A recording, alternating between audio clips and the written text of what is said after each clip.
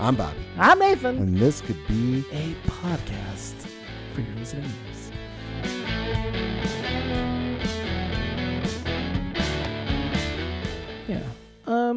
Yeah, I think there's probably some kind of merit badge you can get for having an Oscar winner block you on Twitter, I think.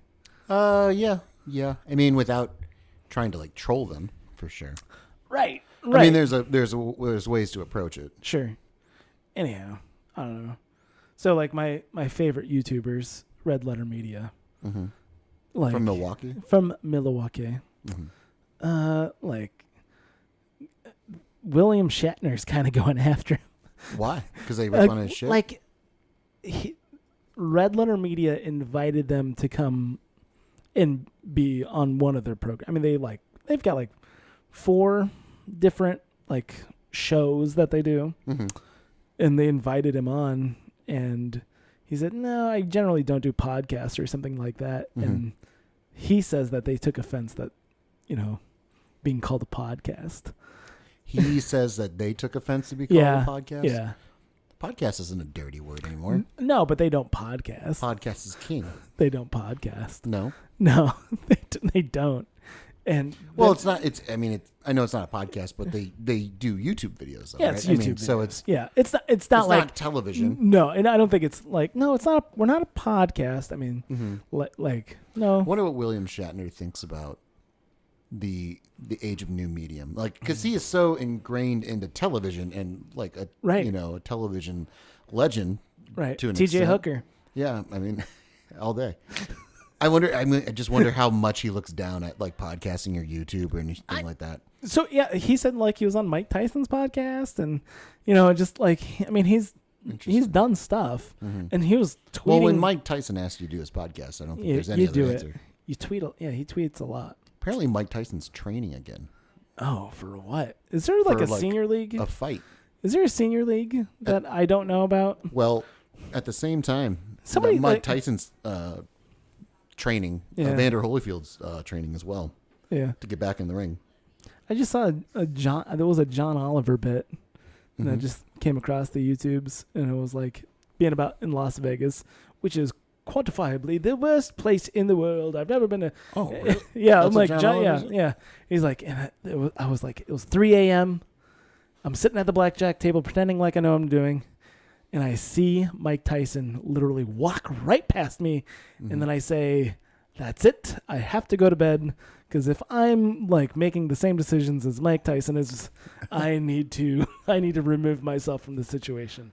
Wow. So John Oliver didn't like Las Vegas. Yeah, that sounds about right. I don't know. It's a lot of sun for an Englishman. A limey. Is that racist? I don't think so. Anyhow, it sounds derogatory for It's sure. not racist. Yeah, derogatory is probably the preferred nomenclature, dude. What is the origin of limey? I'm guessing it has to do with people eating limes because of transcontinental travel. That's right. That's what I'm guessing. That is what it is. Is it? Yep. Actually, we don't even have to look it up. We don't even have to look it up. I'm guessing it. But that is why, because of limes would prevent scurvy. Yes. Is that what the? Yes. Yep. I'm almost 1,000%. Yep. The British Royal Navy. Used for sailors of the British Royal Navy. Yep. Interesting. So, again, of all the derogatory names, being referred to as a limey, it's right up there with cracker. It's pretty innocuous. Ginger. Is that what you're saying? No, I didn't say that. I did not say that. Although, yeah. what's the origins of ginger, though? I mean, I don't know. Is ginger kind of red? When you make it into a spice? I mean, the actual vegetable itself, not vegetable. It's not a vegetable. It's a root vegetable. Is it technically an herb? Yeah. I don't think it derives from the root vegetable ginger. You don't think so? There's no correlation to it, but the slang for was actually slang homosexual, especially for men. The term comes from the rhyming slang in which ginger beer rhymes with that word. And then Okay, so again, like most words, it's changed over time. Right. It did look like ginger beer apparently was slang for homosexual. That's interesting because ginger beer is a thing. Ginger beer is a thing, and I mean, just because it rhymes with another word. Right. So they would go out of their way to call a gay man a ginger beer. Interesting. I don't know. Interesting. But again, so how does it go from ginger beer to ginger? Because again, the first one is slang for a person with red hair. I'm more curious about like ginger as like as used as like the actual spice or hold on. For starters, is ginger technically a spice? No, ginger's a root vegetable. But it's not like. But it starts using it as a spice, though. Like your gingerbread is made with. Yeah, but I'm pretty sure ginger isn't not the dried product of the dried ginger root. But it's colored. Do they color it? I don't know, but. Or does gingerbread come like it gets its color from molasses. Yeah, that gets its color from molasses, of course. Hold on, okay, so it is kind of a white powder, isn't it? Yeah, because a ginger root is pretty. Yeah, it's pretty. Looks kind of like a turnip. It's delicious. I'm not a huge fan of it. Oh, really? Yeah, I generally don't care for. That's ironic. I don't mind a little bit of like with a sushi plate, Mm-hmm. I'll eat a little bit of that pickled ginger, a little bit. I'll have a slice or two, but I generally don't care for ginger, like ginger tonics or gingerbread. I don't like it. I really don't. So it's definitely derived from British, the ginger slang. And I'm sorry, I know I can't use that word, but we're doing clinical research here, so. I don't know. Was there? It seems like we can't get a clear definition of why it morphed from being ginger beer to being ginger. I don't know. It's because it just says in British English the word ginger is sometimes used to describe red-haired people, at times in an insulting manner, with terms such as gingerphobia and gingerism used by the British media. So they don't talk about that enough in American media. I'll tell you that. They don't. But maybe it's one of those things like, depending on how you say it, it can be a positive or negative. Right. That seems what I'm getting from this. So was it like a big deal when Ginger Spice like took that name? Yeah. I wonder. Was that like an empowering? We're taking this word back. We're taking this word back. I'm going to be Ginger Spice. Yeah, I don't know. Let's think here. There's 79 fire nicknames for redheads. Hard pass. Nope. Here, what is the origin of the term ginger for redheaded people? All right. Oh, we get into etymology here, which we love. Big fan. Only familiar with the ginger roots that not possess the red coloring. A quick Google search. Okay, so this is the question. What? So we're looking at it. Like people just wrote saying that ginger was red colored, but nobody's really sure why, because probably they'd never seen it. Right. So of hair having the color of ginger, of a person sandy haired, of a cock having red plumage. So that maybe that's our closest definition of it. Like, so a rooster, or the plumage is that the comb? Is that the thing on the top of the head? Yeah. So that being red. But again, where does ginger come into this? Where does ginger come? I think it's like somebody at one point in history said ginger's red, but then they don't know what ginger actually looks like. So it's saying, but of hair having the color of ginger. Yeah. So is ginger a color? I think you're going to get lots of mixed results here. It's taken a while to do the search for sure. No, I don't know. I don't know either, man. I just want to get down to the root of your, persecution. Right. Yeah, that's exactly how far I'd go with it. Persecution? Or? Yeah, persecution. Yeah. That's- Okay, well, there's that's look that's at pretty. that. So the ginger, flower, the ginger flower is pretty red. maybe that's it. That kind of looks. Can we like go back and just? But can we if look I'm at- going to say that looks like the top of like a the rooster, comb of a rooster, sure. I'm going to say yeah. Yeah. Can we go back and like pull up some ginger flower photos here? Just because. Yeah. I'm just curious now. That's the whole point of the podcast, man. Yeah. Just exploring our Ginger curiosity. flower. Look at that. Look there at it that. is. The flower of a ginger plant looks very much like I can see that as a comb of a rooster. Yeah. Okay.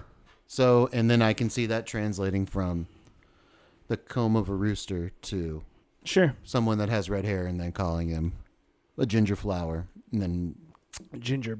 calling him ginger. Yeah.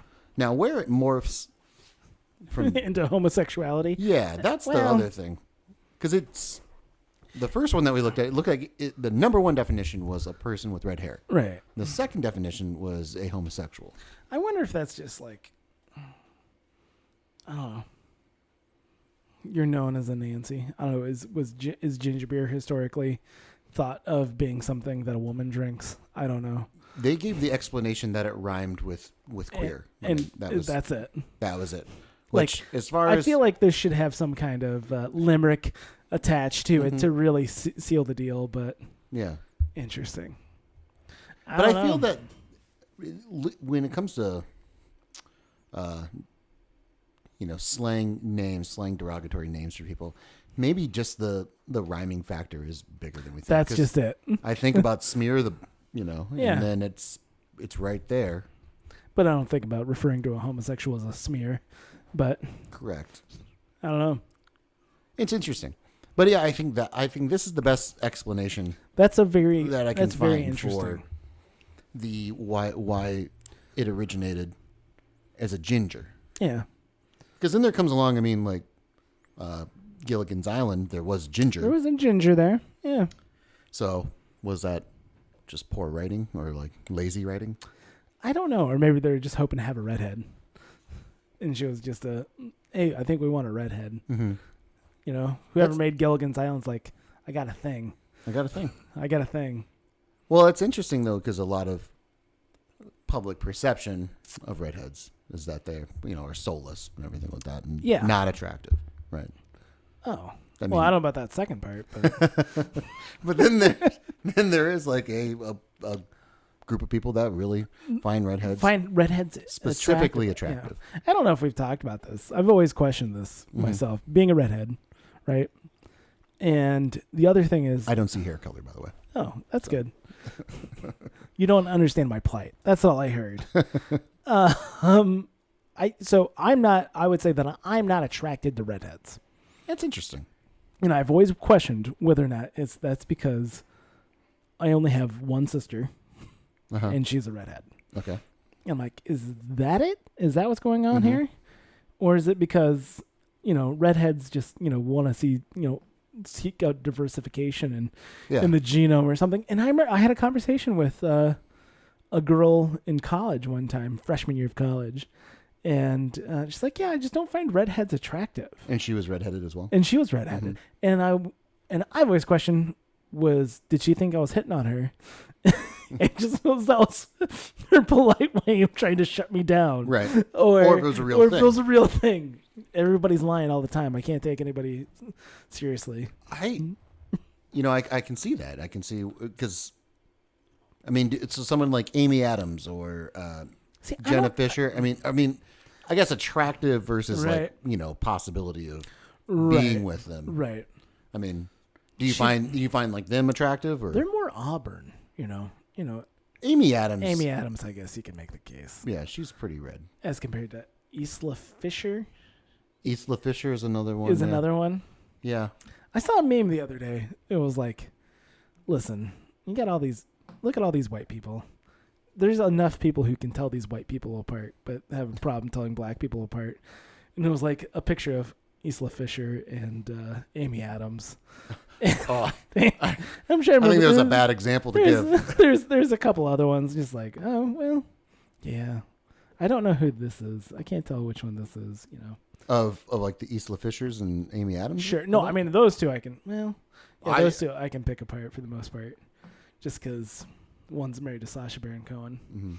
and the other one isn't. You could probably throw a good number of new celebrities. I mean, it was recently looking up like famous birthdays of Yeah. my wife because she claimed that the only famous person born on her birthday was the mom from Home Improvement, and I was like, that just can't be the case. Right. And There's only 365 days in a year. 366 days in the year.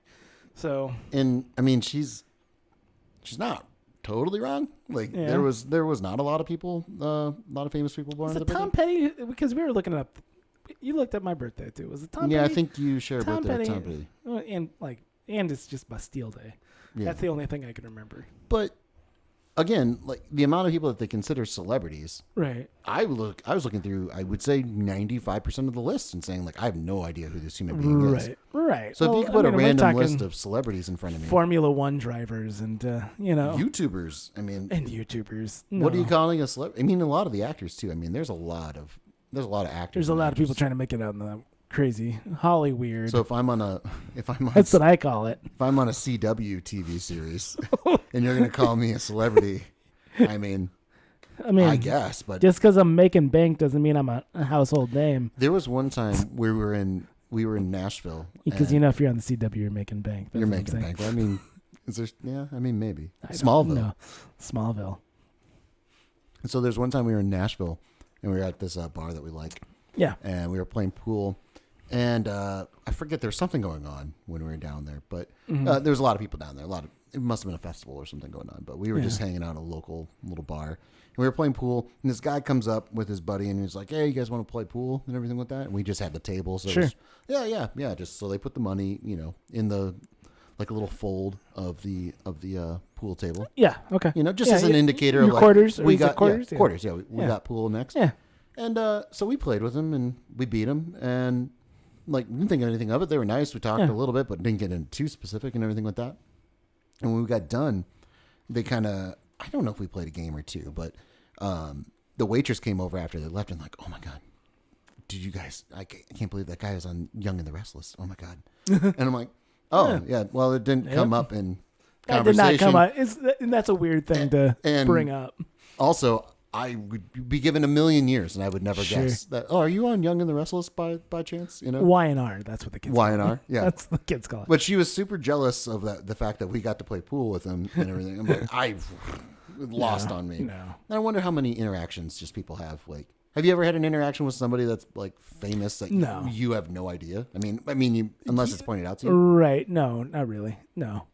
And I wonder how It's- many of those though, that we've had though that no one's How, pointed nobody's out. pointed it out that we've had I have not had an interaction with a famous person that I didn't know.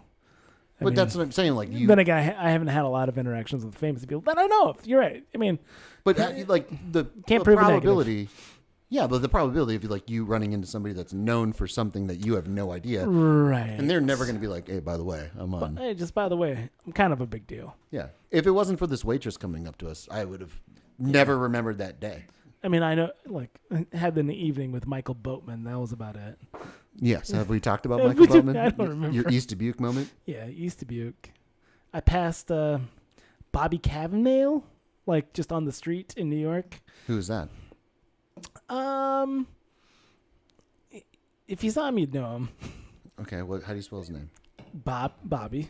Oh, that's my name. It's sweet. you. Oh, that's Just like you. fucking. That's And I want to say it's Cavanaugh. Cavanaugh. Oh, the guy that played Jesus. No, that's Jim Caviezel. Oh, okay.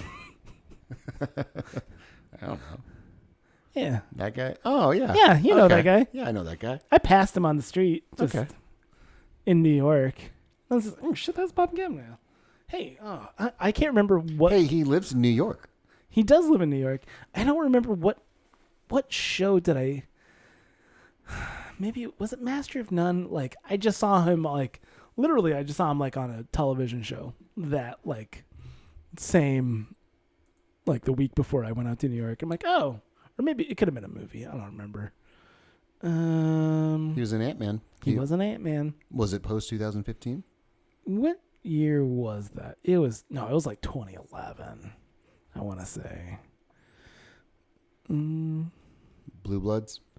Who's in Win-Win? That was the Paul Giamatti. Paul Giamatti. The wrestling movie. Yeah. I think that Was that it? That could have been. You do like wrestling. I do like wrestling. Not wrestling, but wrestling. Or maybe it was 2012. Hold on, let me think. No, maybe it was 2012. Yeah, it was 2012. So That still fits in. Were you a big fan of Boardwalk Empire? He was in that. no. Yeah, maybe it was Win-Win. I think it might have been Win-Win. Yeah. Not. Did you like that movie? I remember like enjoying it. Never saw it, but it was one of those. I remember the trailer coming out. I was like, oh, that'll be fun. Yeah, it was a nice little movie. Paul Giamatti, Holly from The Office, whatever her name is. Holly Flax. Holly Flax, really? That's her name. Oh. Her actual name in the show is Holland Flax, which is, again, these things like watching. No, her real name, though. I don't know her real name. Yeah, She's going to be okay. Holly Flax in my mind for a long time. But I want to get back to the running into people. Yeah. But that does remind me of like watching a show so many times and then catching that little thing. I remember I've you know how many times I've watched The Office, but It's it was just on recently. repeat. Yeah, but it's very recently I've noticed her nameplate said Holland Flax. So her name is Holland. Holland? Yeah. That's funny. And I'm like, again, never point to it. It's a little cut. They never reference it at Right. all. But so yesterday I was watching, I had the Community episode on where.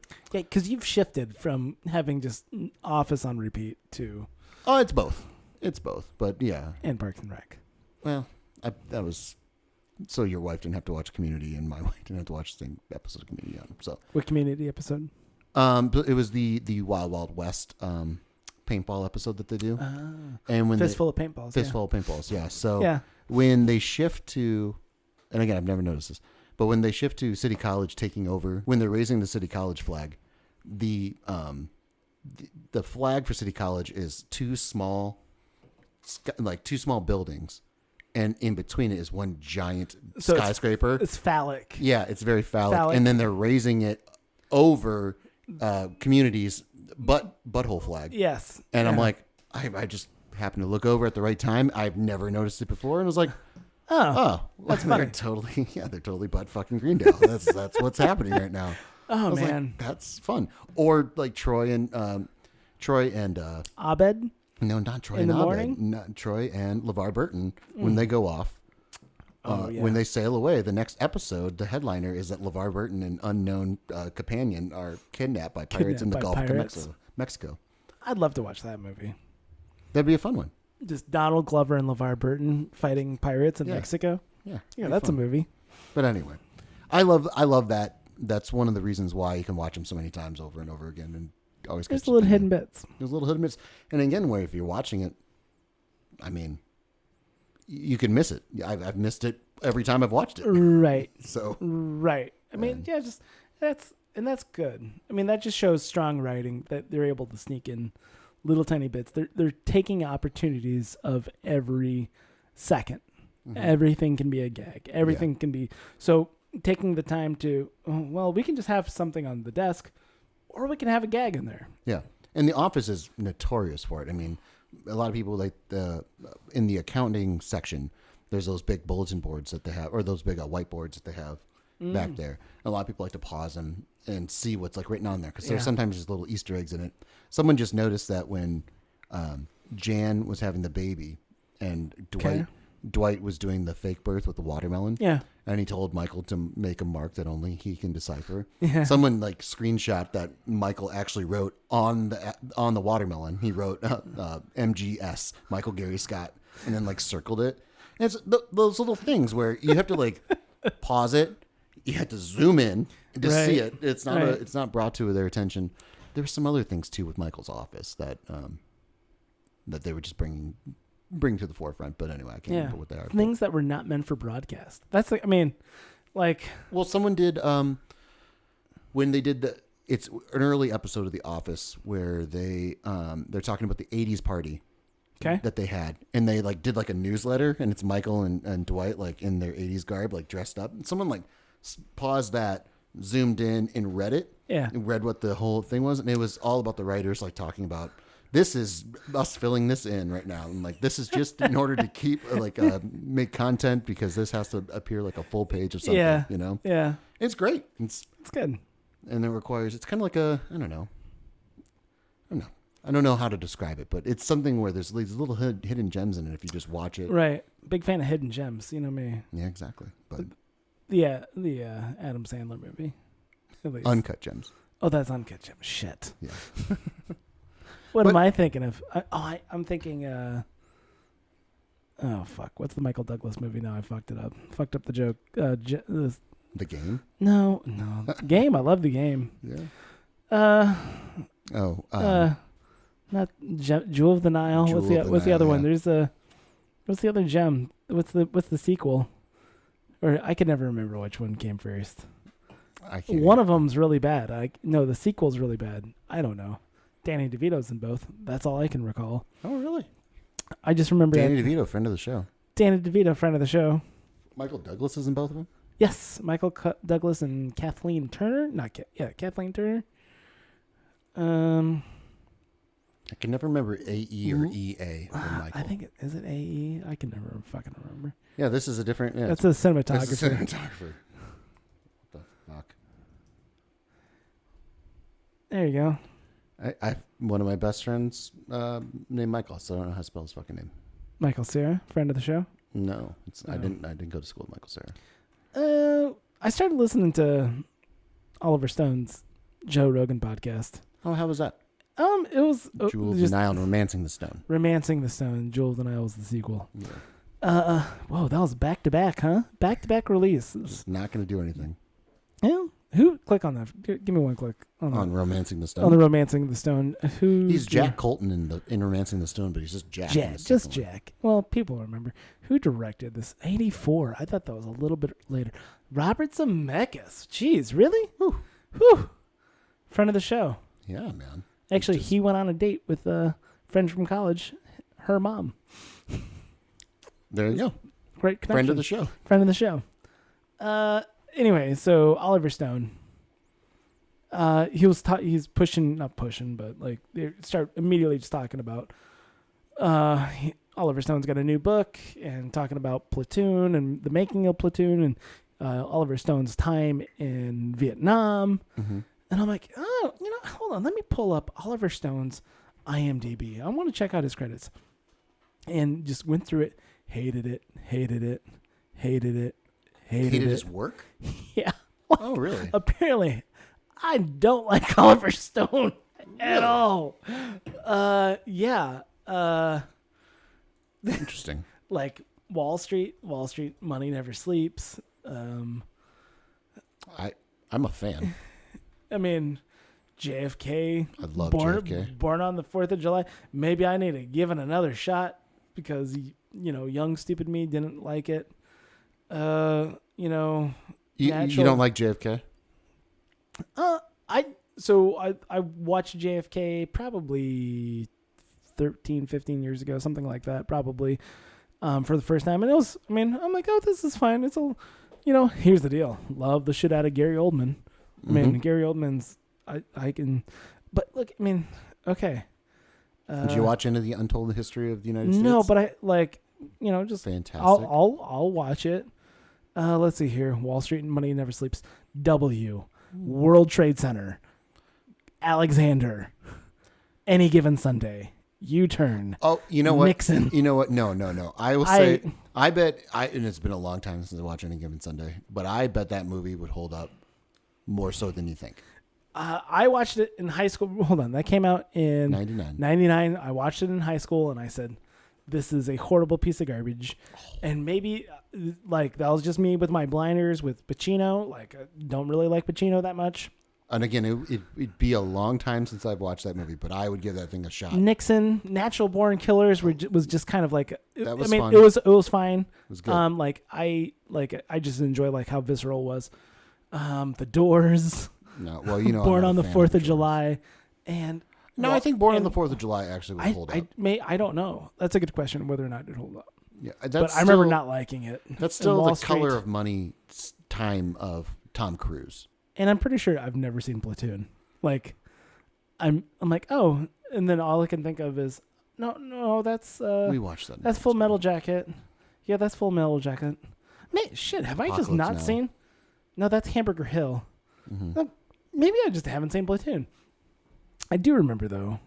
You haven't seen it? I haven't seen Platoon. I need to watch it because it's the greatest movie ever made, according to Joe Rogan. And I know how much our tastes sync.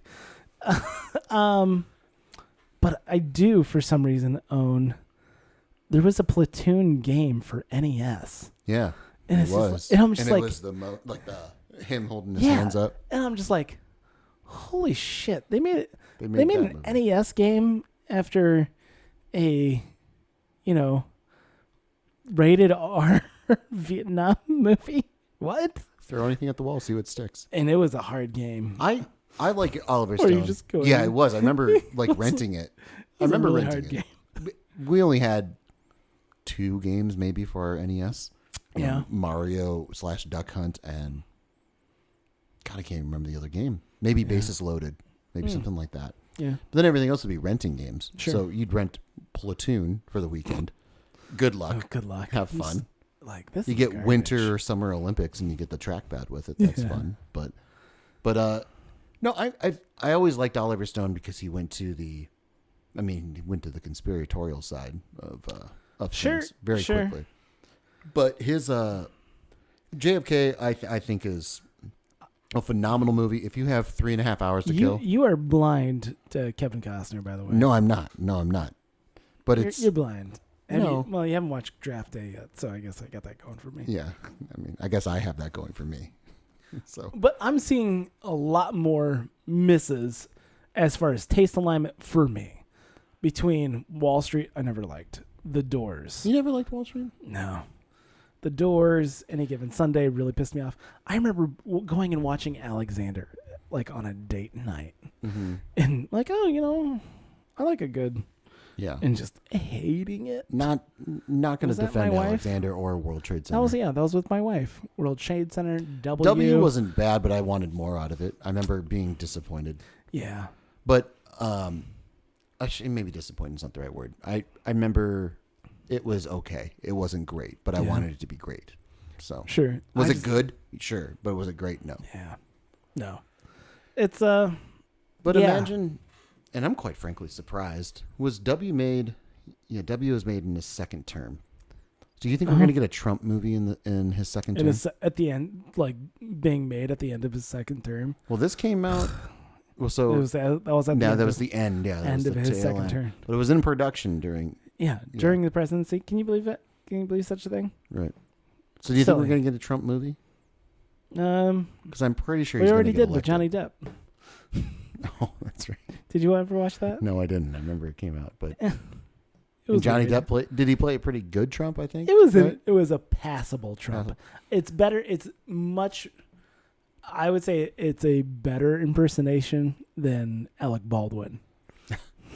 Yeah, Alec Baldwin is like a weird. If I squint my eyes and I look at a caricature from 30 miles away. Yeah. And I have like the idea, the rough concept of what Donald Trump is. Yeah, that could pass. It's no Dan Harmon, not Dan Harmon.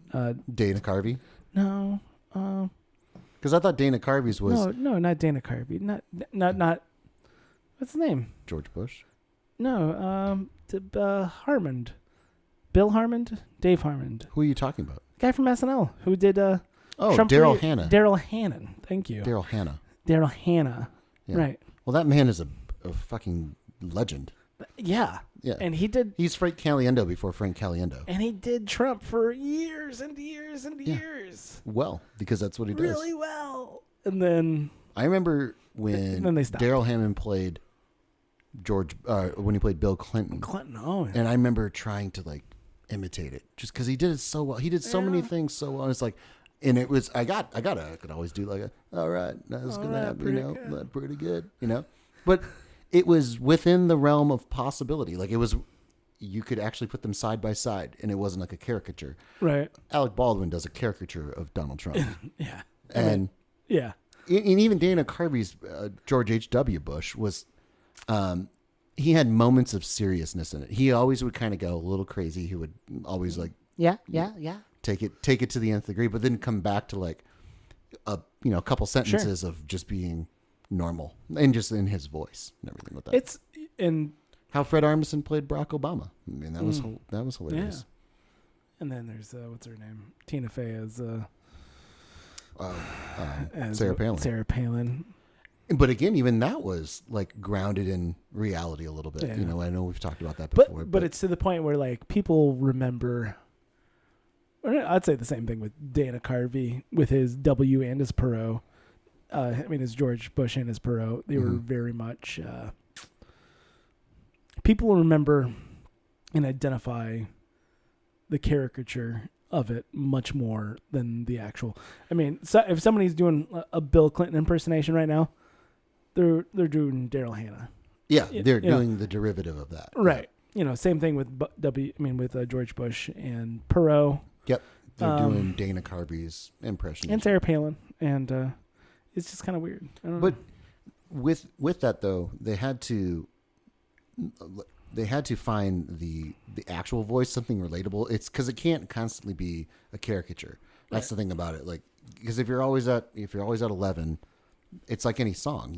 If you're always at the top of at the peak of the song, you gotta have dynamics. Yeah. So to be able to come back down, Will Ferrell, I thought, did a great job with George W. Bush with his facial, not necessarily like his impression of it, but like his facial, his eyes, like how he would just manipulate his face.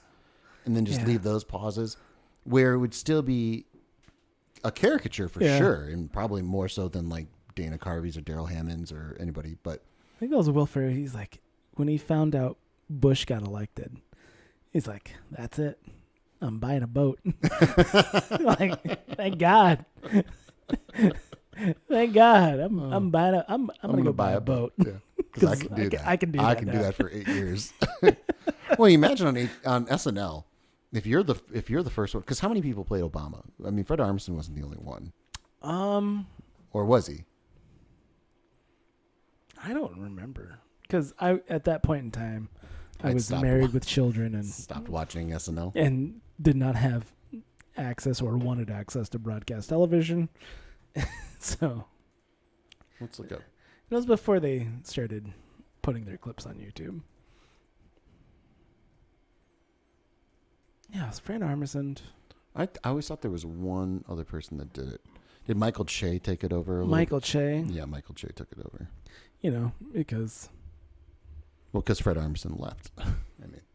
Oh, right. But again, to speak to Fred Armisen, like to leave SNL in the middle of a president that you can impersonate. Right. And be like, I just want to do something else. I gotta go make some music. Just that man. Name my dog after him. Incredible. I mean, just... He's an incredible human being. I don't know him personally, but... Fred Armisen is... He can do anything. He started doing advertisements for Google, though, which is like just a bunch of Portlandia characters. Interesting. Yeah, where he's just like on the internet, or like what do you? Yeah, I've seen it on YouTube. YouTube ads. Yeah. Yeah, you got to make a paycheck during this pandemic, Listen. Yeah, and it's just like him interacting with his Google Dot or whatever. Now, see, as much as I hate Google and all that, I'd watch. I'll give it a pass because it's Fred Armisen. I will watch Fred Armisen fuck around with his Google Dot. Just doing Portlandia characters. I was listening to Bill Burr's podcast with Bert Kreischer, and they were talking about Fred Armisen, and Bill Burr is a drummer as well. Or he drums. I don't think he'd consider himself a drummer, but he had this idea of doing. You remember all those bad, like 80s, 90s instructional videos of how to play? They had them for like guitar and bass and drums and everything like that, and they were all very like. Yes. I guess, just they are patterned after each other, basically. Right. So they became very choreographed. Formulaic. That's the word I'm looking for.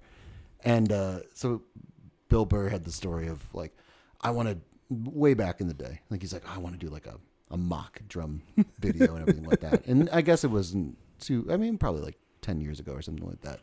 He was telling a buddy of his, like, oh, I want to do that. I want to do like a mock drum video. And he's like, oh yeah, like Fred Armisen already did that. Like, Oh, he did? yeah, he already did. Like he already did that. Like, and he watched it and he was so pissed. He's like, man. Yeah. He nailed everything. He nailed everything. Like the wardrobe, like the little things that they do. He just nailed it all. He's like, who would have think to do that? Like, Yeah. it was Fred like, Armisen. Fred yeah. Armisen would fucking do that. His stand-up for that's- drummers was awesome. I did not like it. You didn't like it? No, I did. It didn't make me laugh that much. And it's just like, oh, it just. Does Fred Armisen just need like. Could you play the drums? I do play the drums, but not like. Do you consider yourself a drummer? Like in like the most loosest sense. Then I don't think you're a drummer, actually. If you didn't find it funny. I mean, listen, I found it a little bit funny. I got the jokes, you know, but I don't consider myself a drummer. but I didn't like, as far as stand up goes, I did not like, It was it was not subversive humor. Like he yes. was.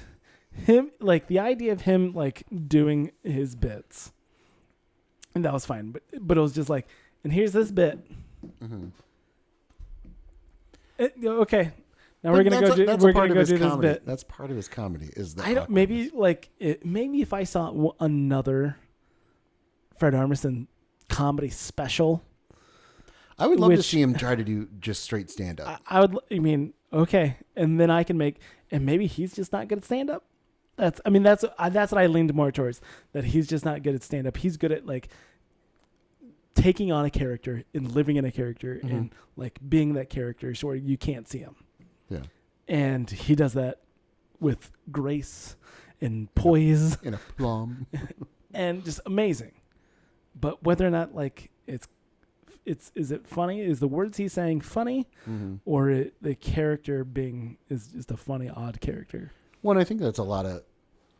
It's again like humor, comedy in general. It's a wide umbrella, and being good at stand up comedy doesn't necessarily make you a good comedic actor. Right. And right. being a good comedic actor doesn't necessarily make you a stand up. Good stand up. Everything can make you laugh. And Yes. some people are good comedic writers that can't perform comedically, Right. And then vice versa as well. You don't like John Mulaney's stand up? I'm not a huge fan of John Mulaney's stand up, but I find things that he writes to be funny. Yeah. And we watched that kids special that he did. Oh right? yeah, we did, And, didn't we? I found moments of that funny, but not Yeah. like laugh out loud.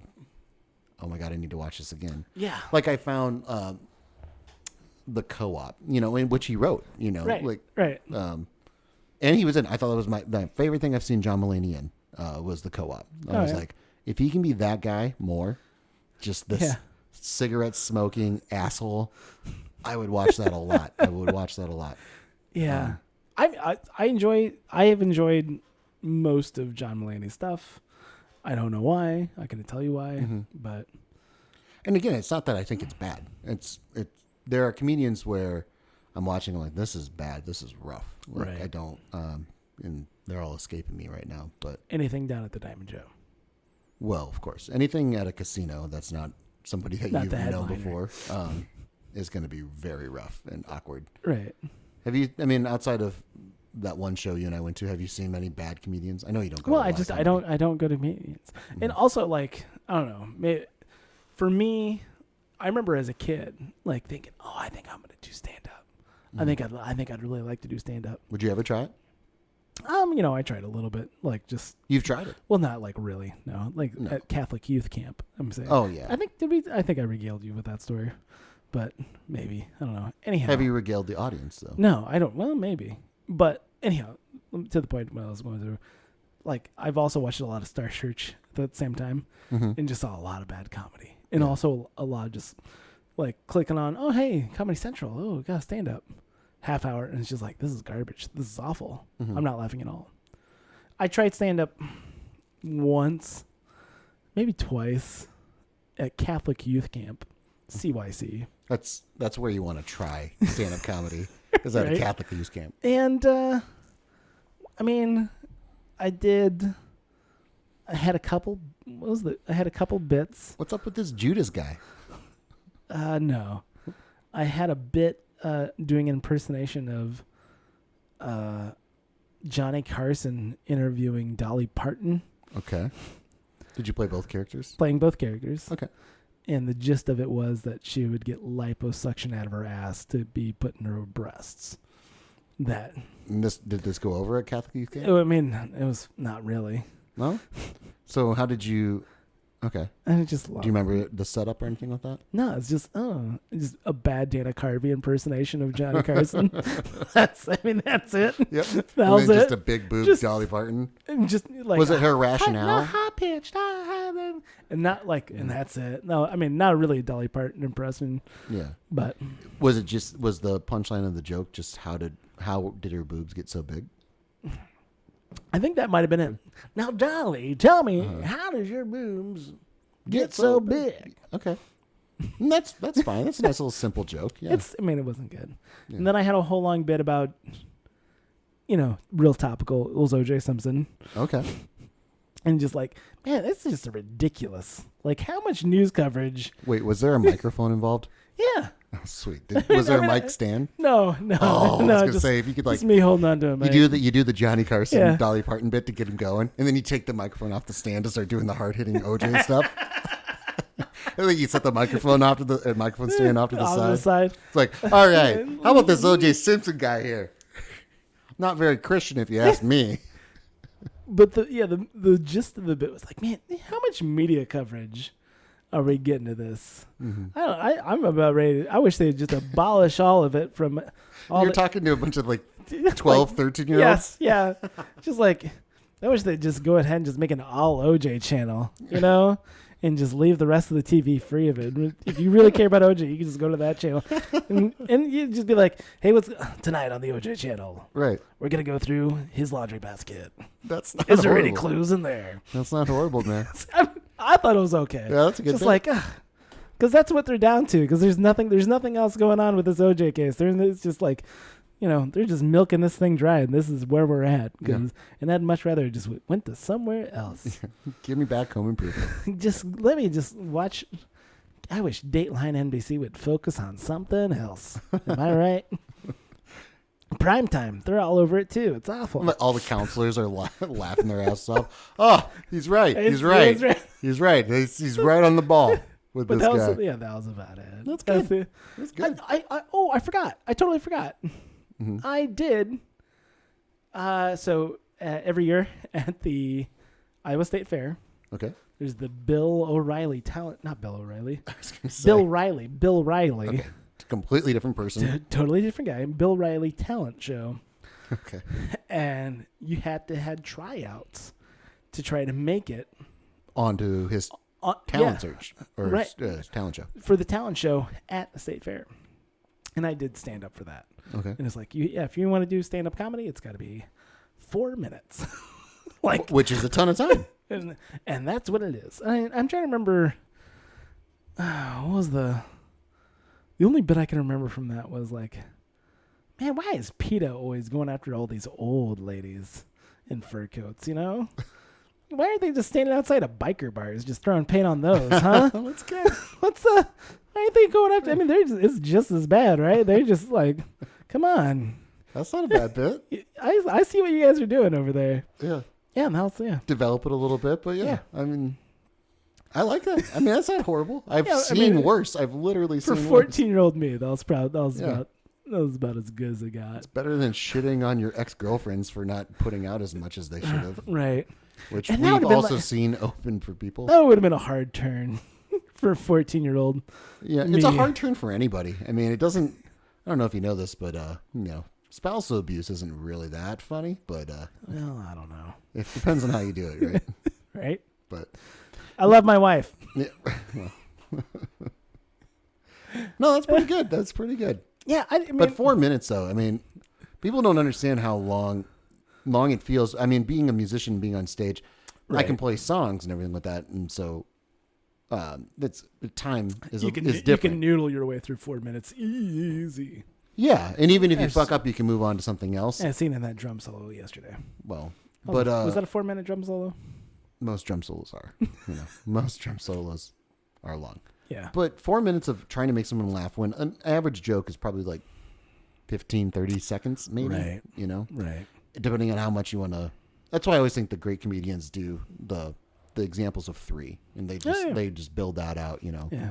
Like you're. And then you got to get the callback in there. Yeah, well, the callback is what makes you king. Right. If you can tie it all together with the bow. What Dave Chappelle had the great one. Then I punched her in the pussy. He did the whole thing with the. I'm so good. I just had the tagline for the joke, and that was great. and it was great. It was like, oh, yep, that's why. And what was the other you one? took us on a long ride. Was it him meeting Michael Jackson or O.J. Simpson? Was it like Well, Bill Cosby, he did the one with the rape that's just a little bit to be a superhero. No, he had a. Chappelle had like a. Hey, I've met O.J. Simpson 3 times. Oh yeah, Or I think it was OJ. yeah, it was OJ. He met him 3 times. And just Once before everything was going on with Nicole, right.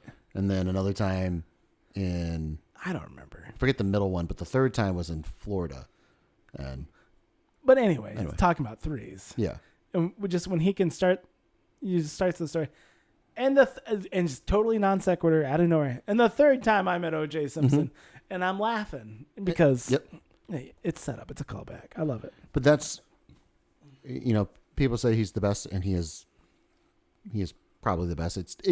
Arguing like the best comedians is like arguing the best bands. Like they're all the best. The best comedians are the best comedians. That doesn't matter. Like whatever order you put them in, it doesn't really fucking matter. Right. But they're understanding their craft, understanding how to control an audience, understanding how to like lead an audience down a path to get you to this place that you're going to feel comfortable in, and then to throw a non sequitur like the third time I met OJ, Yeah. and You got to lay that groundwork.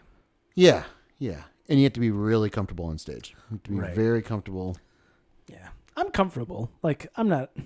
I think it's. I'm gonna go and say I'm a natural performer. I don't know about you, if you know this, but you carry the podcast, I've been saying that for years. which is weird because we've only been doing the podcast this year, but you have been saying it. Yeah, that's weird. Yeah, it's I weird. keep bringing it up. Yeah, but It's like but being comfortable on stage, yes, is a thing. I think with a lot of like stand-up comedians like coming up, getting used to being comfortable on stage is a whole lesson that has to be learned.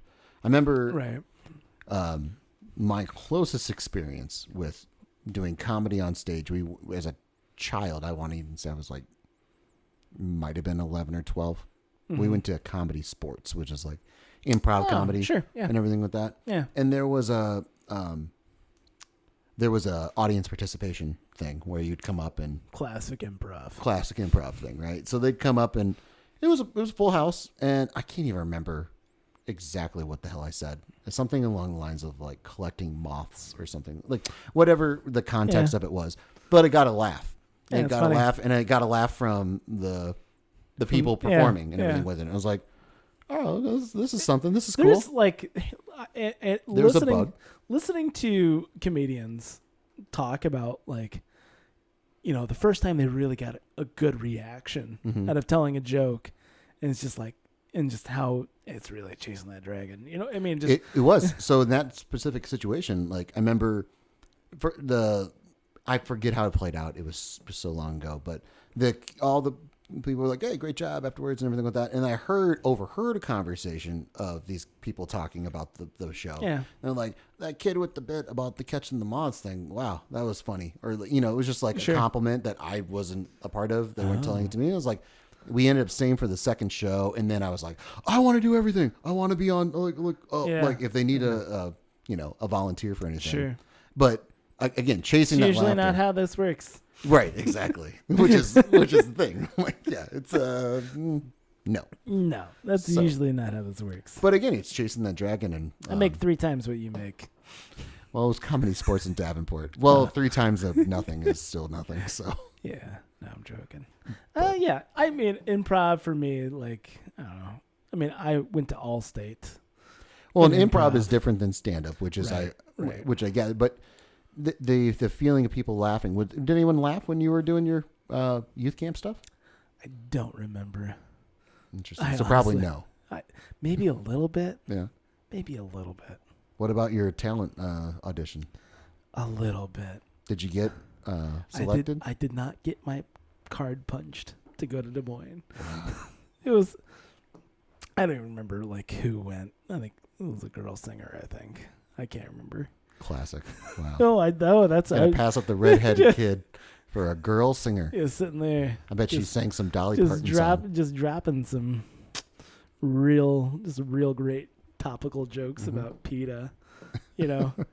I don't think that's a fine bit. I think Yeah. Yeah. I mean, it was okay. for a 12-year-old, 12, yeah. 13-year-old, like, what else do you want? Yeah, what else do you want from me? I don't remember. I wish I could remember. Yeah. What's up with this new Star Wars movie? These things suck, huh? You might have had some Star Wars material. No, but it might have been before that. Yeah, I think it's one of those things that it's incredibly difficult to do. I think there's a lot to get over, but if you've gotten over some of the things, and some people are just naturally born for the stage, not like Sure. you or I or anything, but but if you can get over it, But like yeah, that's the thing where some yeah. people are funny. They're funny when they're comfortable, but Yes. then they're on the stage and they're not comfortable and they Yeah. can't be funny. I always go back. There's this comedian we saw last year in New York, but he was very uncomfortable, but he used it to his advantage, and it made me just fucking die. But I mean, as long as it's part of the bit, you know. I mean, here's the deal. Like, I love that super weird, dry stuff, like Zach Galifianakis, his work, Mitch Hedberg. I mean, Yep. just super dry, Yep. just super dry stuff. There's a great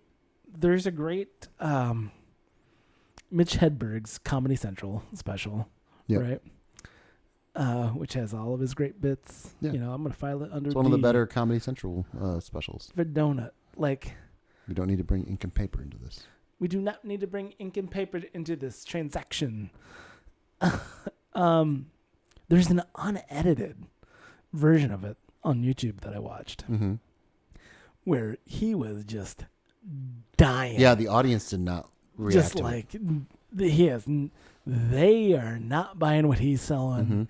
I've heard at that. all, and but slowly, very slowly, got them warmed up Mm-hmm. enough to this is what this crazy man is doing. This crazy man is doing it like this.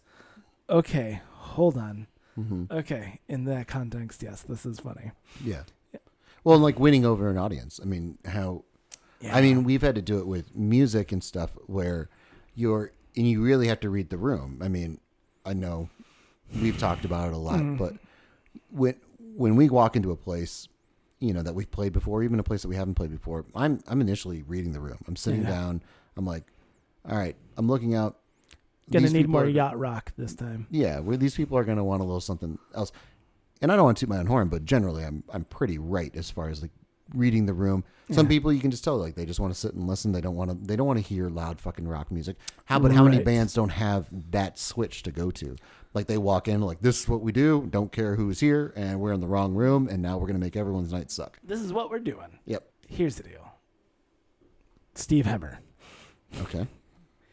I love listening to him talk about being a wedding DJ and just how he talks about knowing how to read the room and working the crowd and understanding how do you get all of those, you know, all the things you got to get done, but also pleasing this group and this group and this group and this group, and having a wide knowledge of music and being able to sew all of those pieces together and make a truly American quilt Right. out of that experience and like knowing how to work a crowd. I'm like, dude, you could go right now, record your stream of consciousness when it comes to wedding DJs and sell a gazillion copies of it, because I don't know how many times I've been and seen horrible wedding DJs or just horrible DJs in general. Yeah, because they don't have another switch. They don't have a place to go. Like that's where a Right. comedian or a musician can switch on the fly. Like if you're reading the room on, let's say you're in a room where you've been playing, you know, slow stuff, and then all of a sudden you find out that like everyone just wants to dance. Like that's someone comes up and tells you, yada yada yada. I don't know what Yeah. it's like for a comedian. Maybe a heckler says something or something like that, where you have to shift gears. Well, if you can't shift gears, then you're stuck. Then you're just doing what you're doing the rest of Sure. the night. But if you have the ammo or the knowledge to be able to move on to the next thing, you can gain them over time. And I remember we played a number of, biker bars or, more seedier places and stuff like that where you Yeah. walk in and you don't look like them. So it's different. First off, you don't know them. They've never heard of you. Mm-hmm. And which is a huge thing with bands. Like if they've never heard of you, then you have to prove yourself from day one, from the first song on. Right. But if you can play a couple songs where like, yeah, it was pretty good. Like all of a sudden they're your best fucking friend. Now they won't leave you alone. And Right. That's a double-edged sword. Yeah. Because sometimes you just want them to fucking leave you alone. But, and it's a lot of things too. Like if they request a song and you can play that song Mm-hmm. and you do it well, then again, you're in their back pocket. They're in your back pocket, honestly. But yeah. it saves you from the room turning on you. And Sure. I've never had a room like turn on me before, like a comedian, but also that's not kind of the environment for a musician, I guess. Like you tolerate music more so than you tolerate stand-up comedy, if that makes sense. Right. You generally don't go to a stand-up comedy show and then just blatantly ignore them Yeah. Or and have a conversation. I'm going to ignore what's happening on stage, and I'm just going to sit here and have a conversation with these guys right here. Because I'd much rather have that than... Well, and I've been in that situation as an audience member where people are doing that to a comedian, and the comedian like calls them out on it and like multiple times makes the whole situation awkward. Whereas like a musician, they're not going to like stop the show because they're like, hey, excuse me, table 2, you're not listening. What the fuck? What the hell's going on? What are you doing? Like you're talking over my song. I'm here. Yeah, I'm here. I'm here. You're at my show. I'm a real person. Please give me attention. Yeah. Because I need it. And again, that's the true difference between music and comedy is that you need to listen to comedy in order for it to be entertaining and to get it. Music can be in the background and you can be like, yeah, it wasn't enough for us to leave and we had a pleasant night. That's, Yes. and we got everything still. Maybe you didn't get every little nuance of the music, but it's interesting though with the stage, with just being comfortable on stage, being comfortable in front of a crowd. Yeah. And you're comfortable being in front of a crowd, would you say? Yeah. Yeah, you're used to it. Yeah. I played in front of very, very big crowds and very, very small crowds. And Yeah. What's the biggest crowd you played in front of? maybe 1,000 people. Yeah.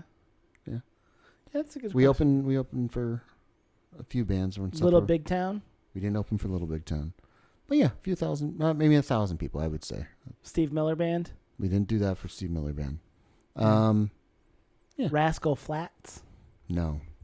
No? They never asked us. Rascal Flats never asked you? No. They had to cancel their farewell tour. That was too bad. That's awesome. No. Oh. I couldn't tell you a single Rascal Flats song ever. Well, they did they basically redid Life is a Highway the same way that that's Tom Cochran did. right. And when you redo a song, you want to add your little twist to it, but they just, first off, that song doesn't need any redoing at all. It's a perfect gem. No, I don't care about that song. Life is a Highway? Oh my God. Well, Hold on. Right now, I wipe Life is a Highway from the collective memory of everybody ever. wow. Okay. How much does the world change? Wow.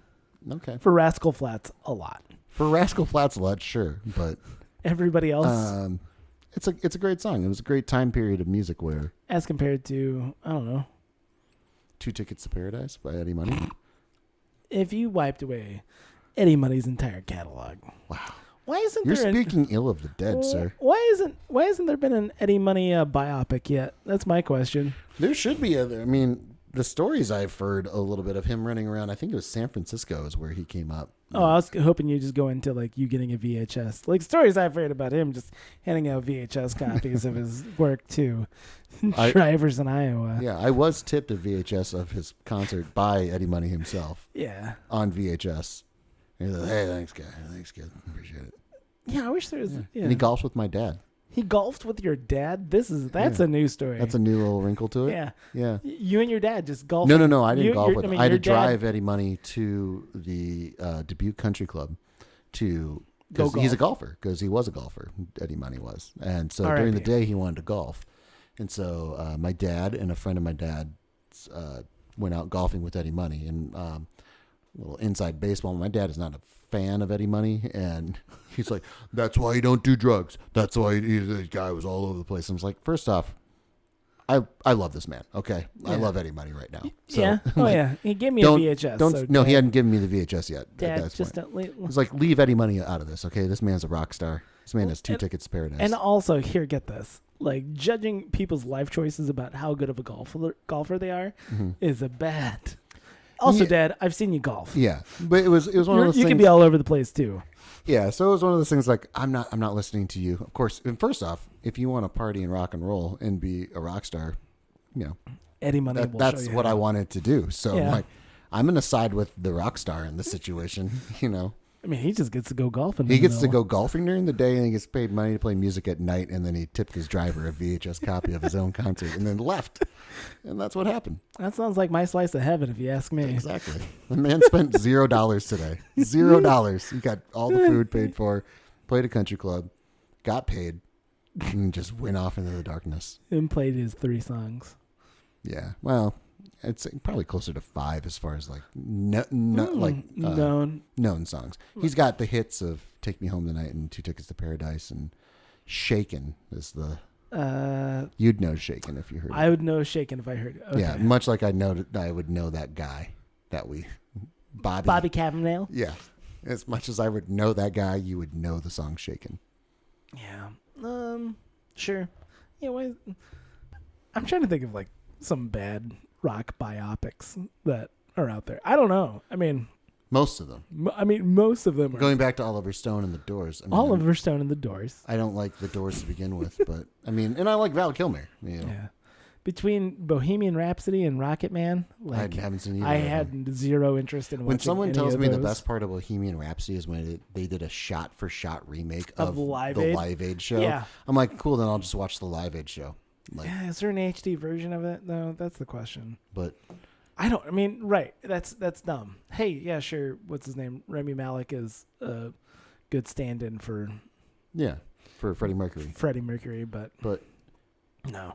Also, I love Behind the Music. And first off, a rock biopic, I can't think of a good one, honestly. I can't think of one. The loosely Walk Hard, the Dewey Cox story. Yeah, the parody of all rock musicians' lifestyle. I love that. I remember as a kid, Mark Wahlberg's Rockstar spoke to me as a teenager, but it doesn't hold up. But that's loosely based it doesn't hold up? That's loosely based on the second lead singer of Judas Priest. Is it Judas Priest? I think it's Judas Priest.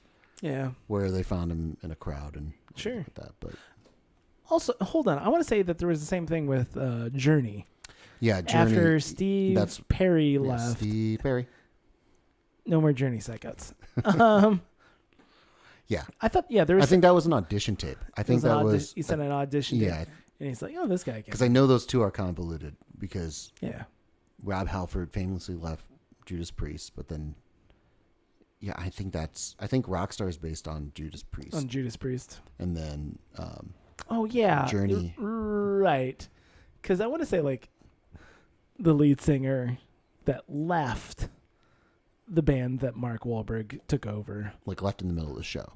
He didn't. No. He left because he had AIDS and he was gay. I think. Having seen the movie once, when it first came out back in 2000, that is my recollection. Cute Jennifer Aniston. Nope. I couldn't remember that at all. I just remember who's the guy from The Wire. Like the one detective from The Wire was his brother, I think. Oh. Also the bad guy from The Wedding Singer. I haven't gotten past the 3rd episode of The Wire, so. It's the main white guy from The Wire. Okay. He's British. And is he British or Australian? I don't know. Idris Elba is British, but he's not Idris white. Elba, yeah, right. God, great. I love Idris Elba. I really do. My problem is I first saw him as Charles Minor, and I always, I will always. You'll always hold a grudge. Yeah, because he's Charles. That guy, like, just. God. Don't try to ruin my show, man. So that's what he tried to do on the show. He was trying to ruin everything. It's great. It's great writing. It's great writing to like, hey, things are going too well. Let's throw a wrench into everyone's life here right now. Let's just do 180.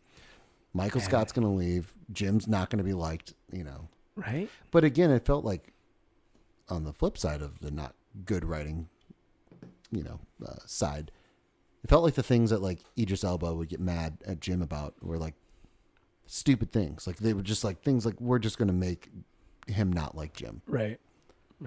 Like there's the rundown bit where you're like, why wouldn't just clarify what you want in the rundown?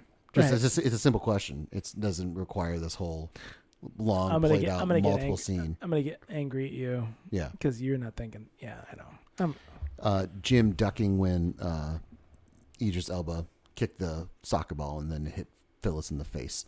It's stuff like that. Like, oh, if you're a soccer player, why'd you duck? He's like, well, I just ducked. There's no explanation that's needed. It's not a damning thing that I ducked or anything like that. But yeah, I don't know. Kind of, it's good writing and then bad writing at the same time. What movie do you want to see Idris Elba in right now? What movie do I want to see Idris Elba in right now? I think he's a good actor. I just don't. Yeah. I don't know. Were you angry? Like, I don't know. There was like people trying to make him James Bond, the next James Bond. Sure, he could play James Bond. He could. Well, I know. Why couldn't he? I don't want him to. Why not? Because I think he's too old. I'm done. So you're an ageist. I'm an ageist. That's perfectly fine. I am done with old James Bonds. Like that's. When was the last? I mean, were you a fan of James Bonds? No. Because I've never. I mean, I remember watching them like when they would run, like the 24-hour marathons. I'd watch it. That was kind of like Shark Week. I would watch it then, and that would be fun. Sean Connery. I don't mind Roger Moore. I don't have a favorite one. I mean, Sean Connery. Come on, that's just like the. Yeah, That's just the most iconic, probably. Right. But I didn't mind Daniel Craig. That's my go-to reaction though to a James Bond is. Like I didn't mind it. Yeah. It's as much as I love like the first Mission Impossible. I've watched a number of them afterwards. I love the whole series of Mission Impossible. Every one of them kind of after the first one was kind of like, yeah, I didn't mind it. It was good. I mean, again, good, not great. It's weird. Like I had this conversation about like kind of how forgettable kind of they are, how kind of they have. But I've rewatched some. I mean, not rewatched some. I've rewatched pretty much all of them. Mm-hmm. I've watched them multiple times, and I really like them all. And I really liked how each director really put their stamp on it. Like up until Christopher McQuarrie, who blocked me on Twitter. But I thought it was Jack Reacher. No, he directed He directed Jack Reacher as well. Cool. I don't watch those movies, so the first Jack Reacher was good. Like I think that was our first podcast we talked about Jack Reacher. Jack Reacher. Anyhow, Mission Impossible. Still haven't watched them. Mission Impossible. Like each director put their own spin on it. Mm-hmm. Oh gosh, who directed the first one? Because it's somebody totally out of left field who has absolutely, when you think about Mission Impossible today, has no business directing a Mission Impossible movie. God, who can I? Mission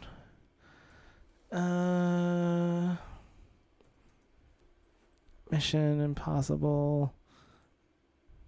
Who was it? It was Brian De Palma. Fucking De Palma. Mm-hmm. Directed the first. And it really, it has that little bit of grittiness. Has that.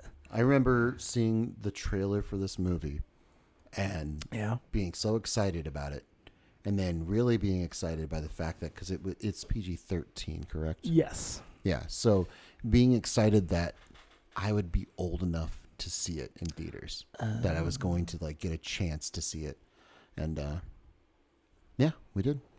Brian De Palma did the first one. Mm-hmm. And then John Woo did Mission Impossible 2, which I watched, I think, in New York or in Canada. I was on same place. I was on an FFA trip, and I convinced everybody to go watch it, and was very disappointed and very like guilty that I, made everybody go watch it. And then the third one was J.J. Abrams, and had his J.J. And then the fourth one was that the first one with Simon Pegg? in it? The third Yes. one? Okay. Yeah. And then the fourth one was Brad Bird, who I love Brad Bird. I love The Incredibles. I love Iron Giant. That was that the one with the plane? Is it the one where he did the plane stunt? No. No. Nope. Okay. That I can't was- tell you the last one I've watched, honestly. I know I've watched one of the recent ones, but that was the fifth one, which I couldn't tell you the name of it. Ghost Street. No, so Ghost Protocol Ghost Protocol. was the fourth one that Brad Bird did with the. That was with the Dubai. That was the main. I haven't seen it. Do yourself a favor. I don't know. Yeah. So then, Fallout, and I'm trying to remember what the next one is. Fallout was Christopher McQuarrie, and then this last one was Christopher McQuarrie, and now the one they're filming now is also. Just never let it die. He's just. And it's, again, I think Tom Cruise is an interesting. They found a good working relationship. Yeah. That between those two. They found a good working relationship, those two. I mean, I don't know how or why, but Well, whatever works for you guys. and Tom Cruise is one of those actors though, like where when he's good in something, he is pretty good. Yeah. Again, like the good, not great. Like in American Made, he is awesome. I love that movie. Have you seen that one? I haven't watched that one. That was about drug running, right? Yeah. Yeah. Do yourself a favor. That's my bit. Okay. Do yourself a favor and go watch American Made. And I'll watch. You name the Mission Impossible movie to watch, and I'll watch that while you watch American Made. I really like. But yeah, go ahead. I'm sorry. Yeah, I'm just saying, like Tom Cruise, like Tom Cruise. I've talked about The Color of Money. I'm a big fan of that movie, and I know you haven't watched it. yeah, I mean, I've looked for it. I'm not paying money. I'm a stingy son of a bitch. That's the know. problem. I know.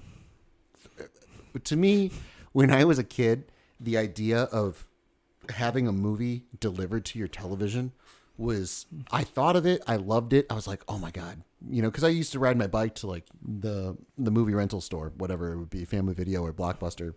And, Where was your house at this point?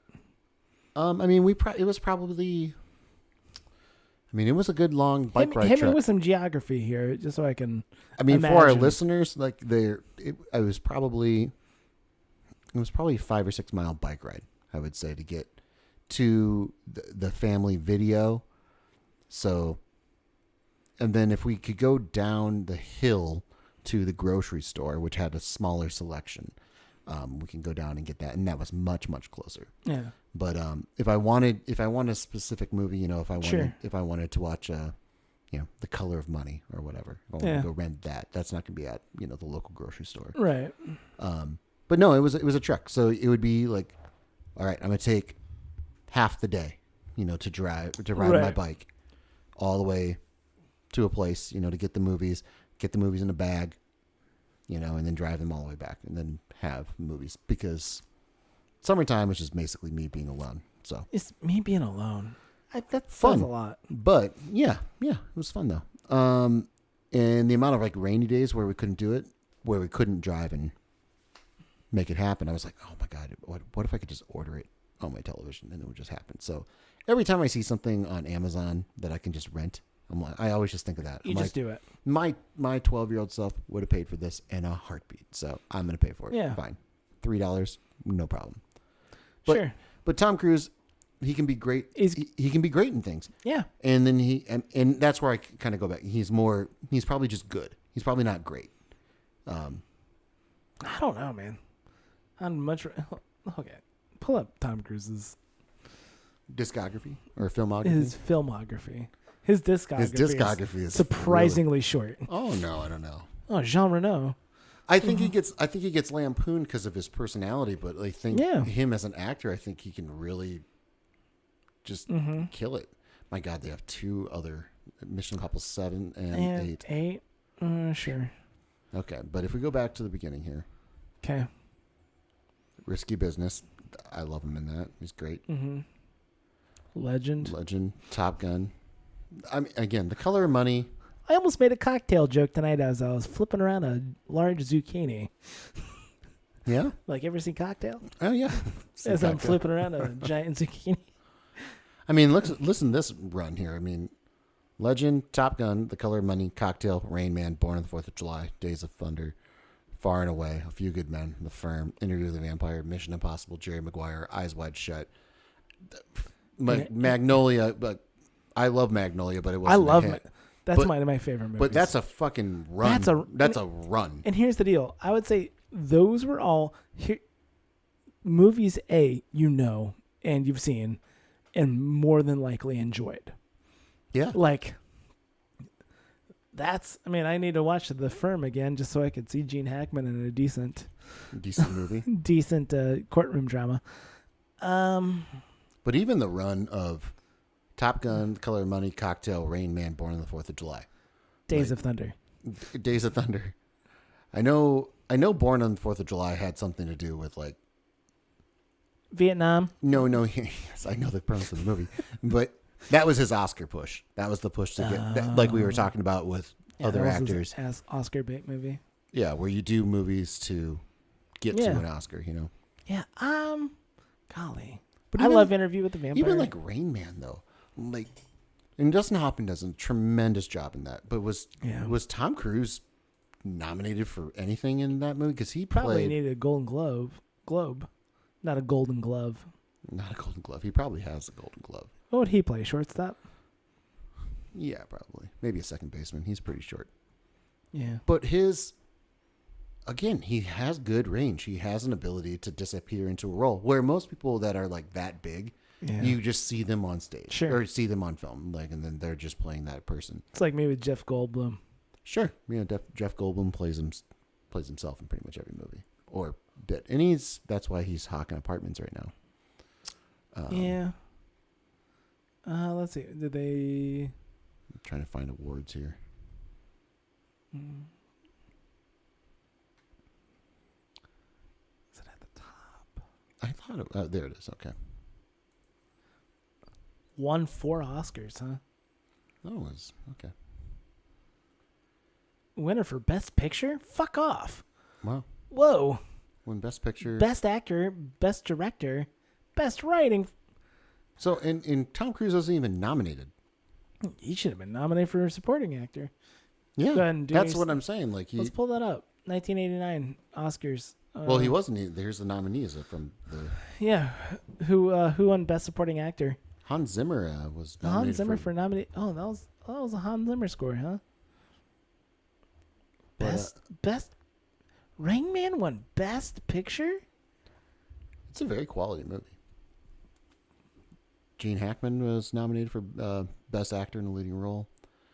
But the fact that Tom Cruise wasn't even nominated for Best Supporting Actor, because again, Dustin Hoffman does a great job in that movie, but he cannot do as good of a job if Tom Cruise does not grow along with him in that movie. Yeah, right. I mean, it really does take both. It's one of those movies where both have to be super strong. Otherwise, Dustin Hoffman's amazing acting ability is going to overshadow Tom Cruise's inability to act. Right. Here's the ready for this list of Best Actor in Supporting Roles that Tom Cruise was not nominated in. I'll take movies I've never seen for 100, Alex. Running on Empty. River Phoenix was nominated. Right. Tucker, The Man and His Dream. Martin Landau. Little Dorrit. Alec Guinness. Married to the Mob. Married to the Mob, I think I've heard of. Yeah. Dean Stockwell. Kevin Kline won for A Fish Called Wanda. That's a movie I've known and seen. Yeah. Yes. And I would like to see that race between Tom Cruise and Kevin Kline. I would like that debate. I really would. Yeah. Because Kevin Kline did a great job in Fish Called Wanda. A movie that I don't think actually holds up. Oh, yeah? It's been a while. I recently, within the maybe last 20 year. Years. It's probably been 20 years since I've seen it. Within the last year, I've tried to show that to my wife. Is like, oh, this is a good movie. And then we got about half hour in. I was like, I think this might have been a time and a place for me. Yeah, that's interesting. Not to say that Kevin Kline didn't do a good job. I don't remember The Accused. Jodie Foster won Best Actress. Mm-hmm. Dangerously Innocent. I don't. That's a strong actress of leading women, though. Working Girl sounds familiar, and yeah, Working Girl. Also, I think I saw Gorillas in the Mist. Oh yeah. I think I watched that. But A Cry in the Dark, I don't think I've ever seen. Dangerous Liaisons, I don't think I've seen. No. The Accused, I don't think I've ever seen. I don't think I've seen Working Girl either. This is just... How did Working Girl get so many? Like, first off, Sigourney Weaver was nominated for Best Supporting Actress and Best Lead, Best so Actress. Best Actress. In lead Oh, role. really? She Yeah. was in Working Girl, which apparently was the Rain Man of I guess. movies. Dangerous Liaisons, Mississippi Burning. I don't know. Did I watch that in high school? The Accidental Tourist. This is a dark black hole in my movie viewing experience. I mean, Best Cinematography nominated Who Framed Roger Rabbit. yeah, Tequila Sunrise. I just remember that from speaking of Tom Cruise, Interview with the Vampire. But again, a guy like, I don't know. Well, you're currently watching the Last Dance. Holy fuck! What? See, best sound effects. That's a triple feature. I'd love to watch. Best Best effects, sound effects, editing. The nominees were Willow, Die Hard, and Who Framed Roger Rabbit. Those are 3 movies Yeah. I would sit down and watch fucking In right that now. order?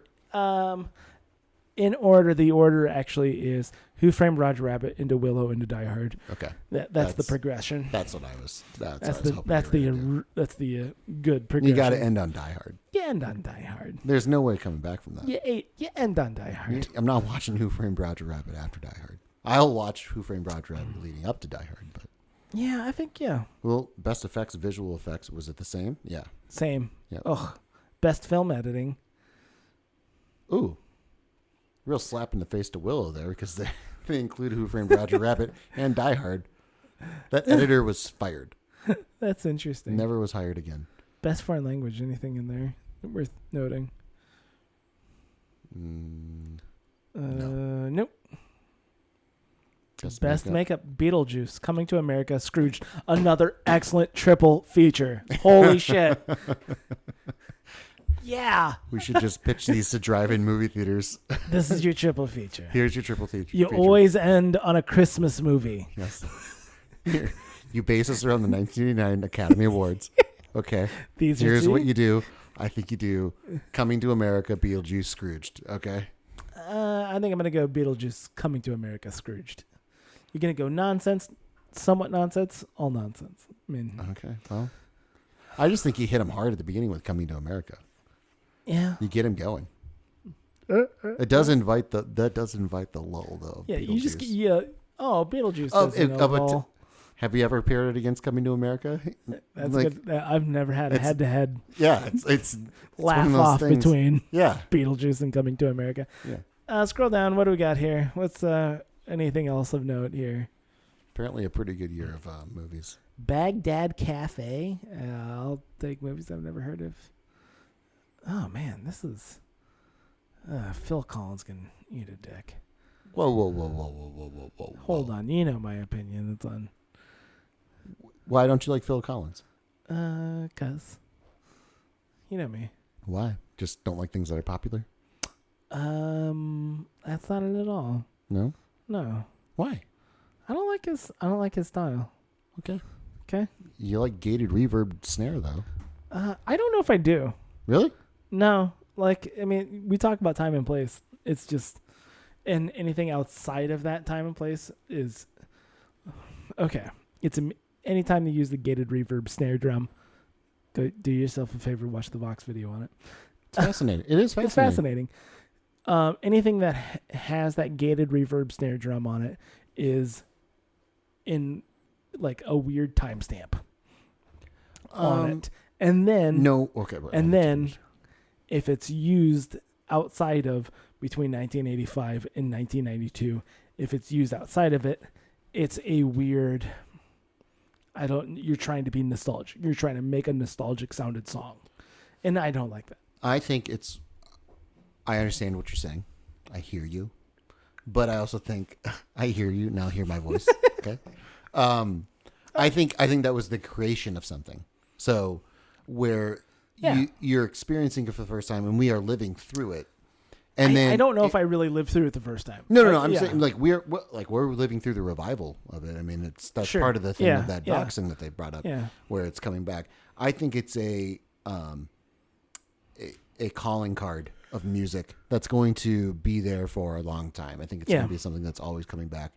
I love the story of how it was created. I love the story. That's a good story. The how it was a talkback mic that the band Genesis now Pure they had. accident. It's And just it's a pure accident. And that's part the pure accident part of it is the reason why I think it's going to stick around, because most things that are discovered by accident last a long time. Like champagne. Was champagne discovered by accident? Yeah. Yeah. By monks. So there you go. Champagne and the gated reverb snare are pretty much the same thing. So God, I that was the worst subtitle of a book ever. God. no, No. they kind of even make a similar sound when It's you like- pop it, and then you Just like, and the weird thing is, it was that about the like, book was called Pop. That's what it it was pop, gated it's- reverb and champagne. Yeah. How gated reverb and champagne changed the world. It was weird because it's mostly about Kenny Rogers. That's the weird A lot thing. of people don't know Kenny Rogers was pushing for gated reverb with most of his songs. Like, he was at the forefront of it. Yeah. And he never got the credit that he was deserved. That son of a bitch. So Best Picture was Rain Man up against Mississippi Burning, Working Girl, Dangerous Liaisons, and The Accidental Tourist. These are a bunch of movies I've never seen. Yeah. 1989 is a giant black hole. So we should do ourselves a favor. I I'm going to steal guess. your bit again. And Jesus, have you ever seen Working Girl? I don't think I have. Who was, Everyone that was in it was nominated for a fucking Academy Award. who's the male lead? It's called Working Girl, so there is none. Well, So it's dudes were involved somewhere. There's Sigourney Weaver, Sigourney Weaver, Joan And- Cusack, and Melanie Griffith. Melanie Griffith. I'm sure, like, I don't know. It wasn't Michael McKean, but it might. Oh, Harrison Ford. Harrison Ford. Yeah. Top Alec billed. Baldwin. Alec Baldwin. It's called Working Girl, and Harrison Ford's top bill. Oh, good news. Kevin Spacey and Oliver Platt were also in it. Wow. I'm gonna This might add- be a movie to watch.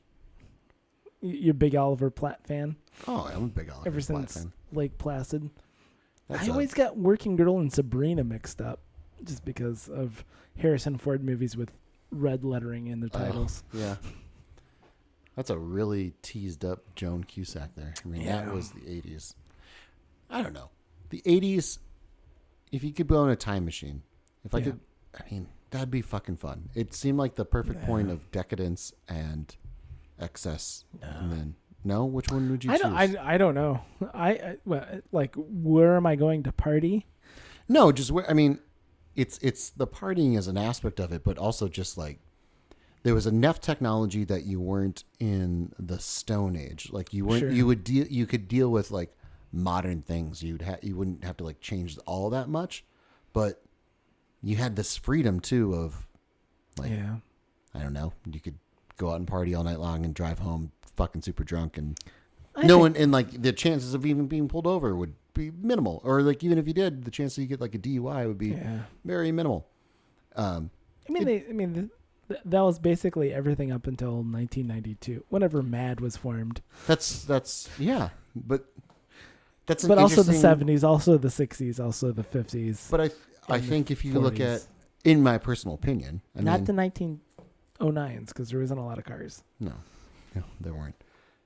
I mean, the 60s and 70s would be interesting, but also I think you go back so Right. far, you're dealing with certain technologies and stuff, or certain like living what? standards. Like, I don't know. I mean, like, you like, if I go back to 1986 or Yeah. 1985, let's go 1985, the year I was born. If I go back Sure. to that, I have television. I have the startup of cable. There's VHS starting to roll out. I mean, I can, you're, pretty. I mean, it's pretty early, pretty but early VHS. yeah, but I can go buy cassette tapes. I can start to buy CDs in a couple Yeah. years. I can go see, I don't know. I can go see bands. I can get Coke easily. Like, I don't know. Like, I don't know. I think it's a weird lawless time that we don't think about. I think everything was lawless. I mean, honestly, like everything was lawless Is all this the a time. stand-up bit you're doing with the, Yeah, the it's mic? me. I think everything was lawless. I think it's. I don't know. Here's my thing is that I was always shitting on 20 years ago as far as decades. So like for me, like as a child, the 70s were just hokey bullshit. Like it was all hokey. Everything about it was just goofy But you didn't experience it. well, no, but like just, and then got a little bit older and I really came to appreciate funk and soul and all of that. The music is definitely a part of it. I mean, and then grew up a little bit more, and then it's like, oh man, the 80s were so fucking hokey. I can't believe this and that. And then, really? Yeah, and then a little bit older, fucking the early 90s were just so fucking hokey. I mean, now I'm old enough, and now it's like 2000s, like late 90s, early 2000s. I was like my coming of age, so yeah, that music's perfect, except for I mean, I say that not really. I mean, pop music, not so much. I mean, yeah, anybody wants to put on any pop, any like Boys to Men, anything that was really, I mean, I say that, but I enjoyed hip hop from that era a lot. It's so now. So basically, anything other than the time that you lived in was hokey until you grew up. Well, until I grew up and then learned how to appreciate it. Learned how to appreciate it. I got you. Yeah, That was your approach. That's my approach. So your desire to experience those situations. I would want to experience everything, and for the idea of like one of them being superior to the other, I don't know if it's. Oh, trust me, I would love to go if you had an opportunity to do it, like to do 60s, 70s, 80s, 90s, like a platter, basically. I'd love to go to the year 2000 as an adult and experience early age of internet. Try to like enjoy capitalize. Enjoy as far as technology, the latest that it could before 9/11. Like that'd be something I think that would be really interesting. The thing about technology, though, within comparison, like the lack of technology is more of my desire to go back in time. Oh, yeah? Yeah, because I think there's a freedom like that's involved with the lack of. I remember just lack of choice. That's what I'm into. No. Like, lack of freedom. You no, like going out, and then I remember just as a kid, like there was a time when you could just go out, and you were just out until you came back. Like, there was a time like if you didn't tell your friends where you were going to be, there was no way to get in touch with coordinating and stuff like that. And that's a very nostalgic part of my life, which I really enjoy, because you have this electronic tether to you that you could be contacted at any time. But the ability to, I don't know, just go out and just experience everything without having, I mean, there's no way you're going to be videotaped. There's no way you're going to be, I don't know, tracked or anything like that. It's just simpler time. I don't know. Yeah. I mean, the CIA was watching a lot of people at that time. Just FYI. They were. It just wasn't mass. I don't know. Do you ever just want to not have technology in your life? Do you ever want to like not have a fucking iPhone? No. No? No. Because I constantly want to learn things. Sure, but how much your percentage of time on your iPhone, how much do you actually learn things versus just deal with things? I would say a lot. I'd say, between listening to podcasts, watching YouTube, watching movies. What you call it, yeah. It depends on what you, I think I'm not discrediting it. I'm just saying. I'm just saying, do I waste a lot of time on my phone? Sure. Do I spend a lot of time like communicating and replying and doing work email and stuff and messaging and stuff like that? Yeah. Yeah, sure. And I think you and I are different because we don't interact on social media. I think that's my main gripe. I cruise social media.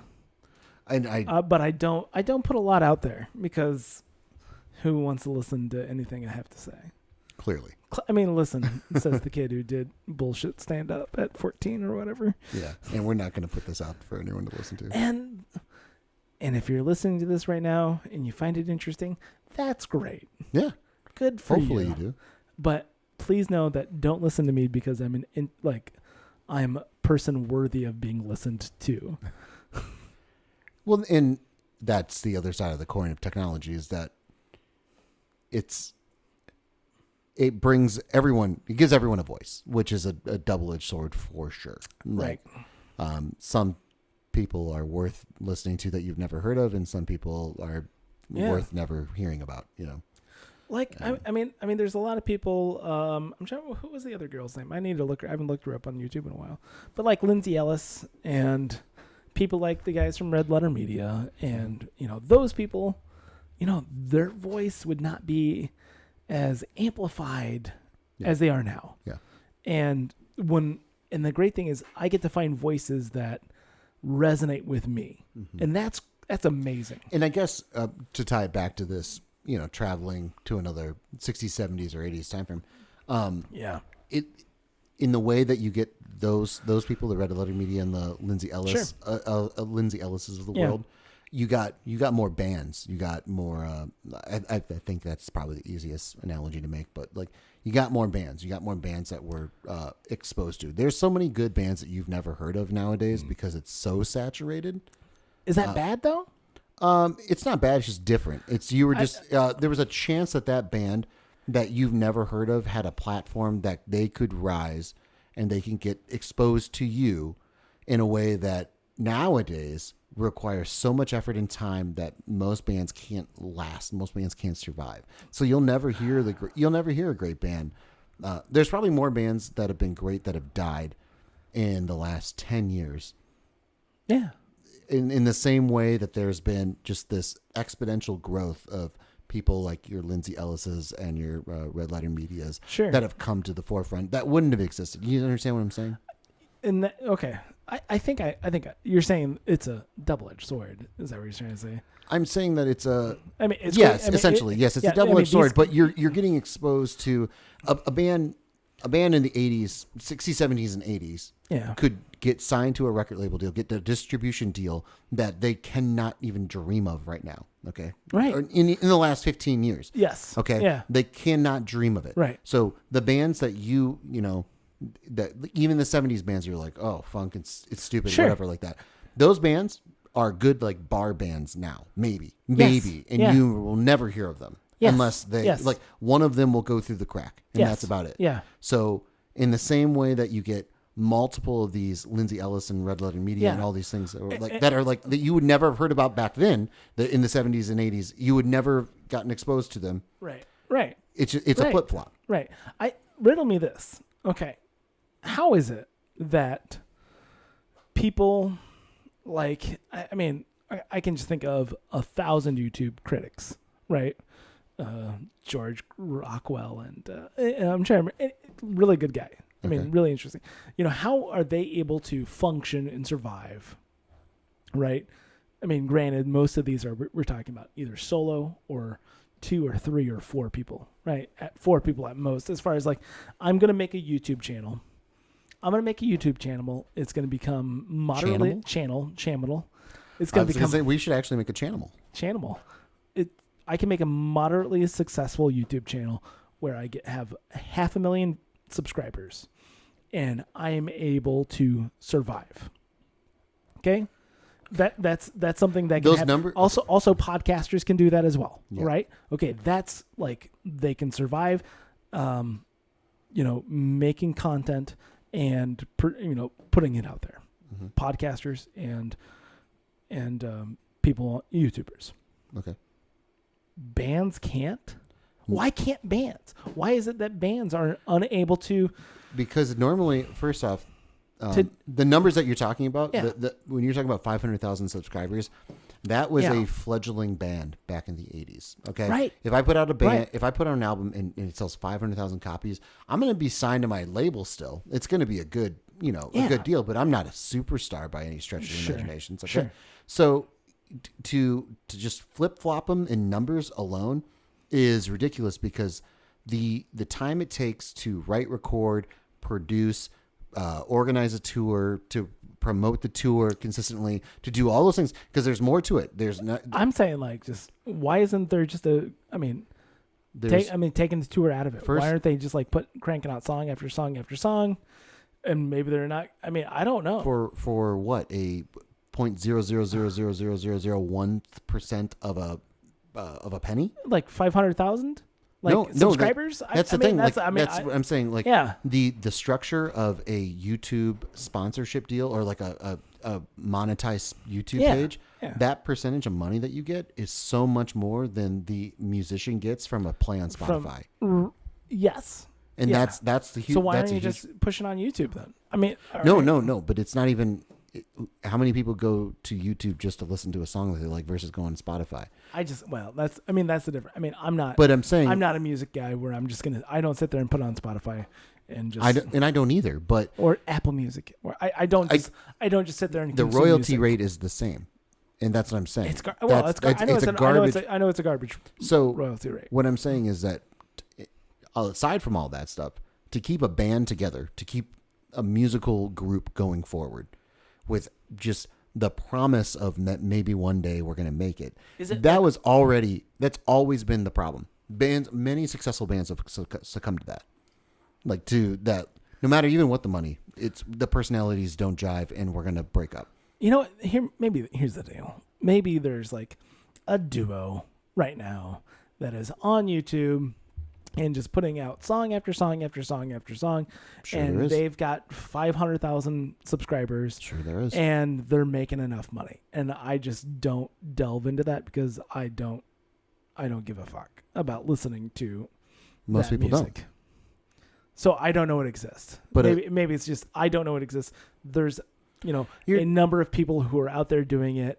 And I just don't know who they are because they're lost in the ether.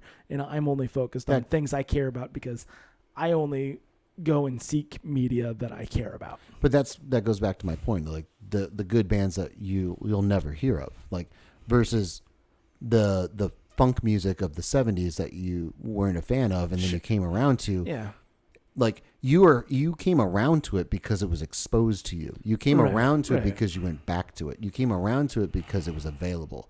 This stuff, you may never get a chance to come around to it. You may never get a chance to be exposed to it because it's not. First off, it's not reaching a level that it's put in front of you. Right. Here's the other thing. I don't listen to the radio anymore. I mean, no one does. Just so no one outside of country music. There's people who are listening to the radio. I mean, but. Does that mean that it's just all garbage? Are they really that bad? Every time I listen to the radio, it's usually the same songs it's usually the same songs. We just did a few shoots over the weekend and the radio was on, and how many times did we hear the same song in 2 days? Right. So I think if you listen to contemporary pop music, that's what I'm saying. There's that world, But I even think that's contemporary rock and contemporary. But yeah, contemporary music in general. Contemporary music, I think, on the radio level, is out of touch with what people actually listen to because there's no way to quantify that anymore. There's no way to. Everything's been segmented. Not segmented. What's the word?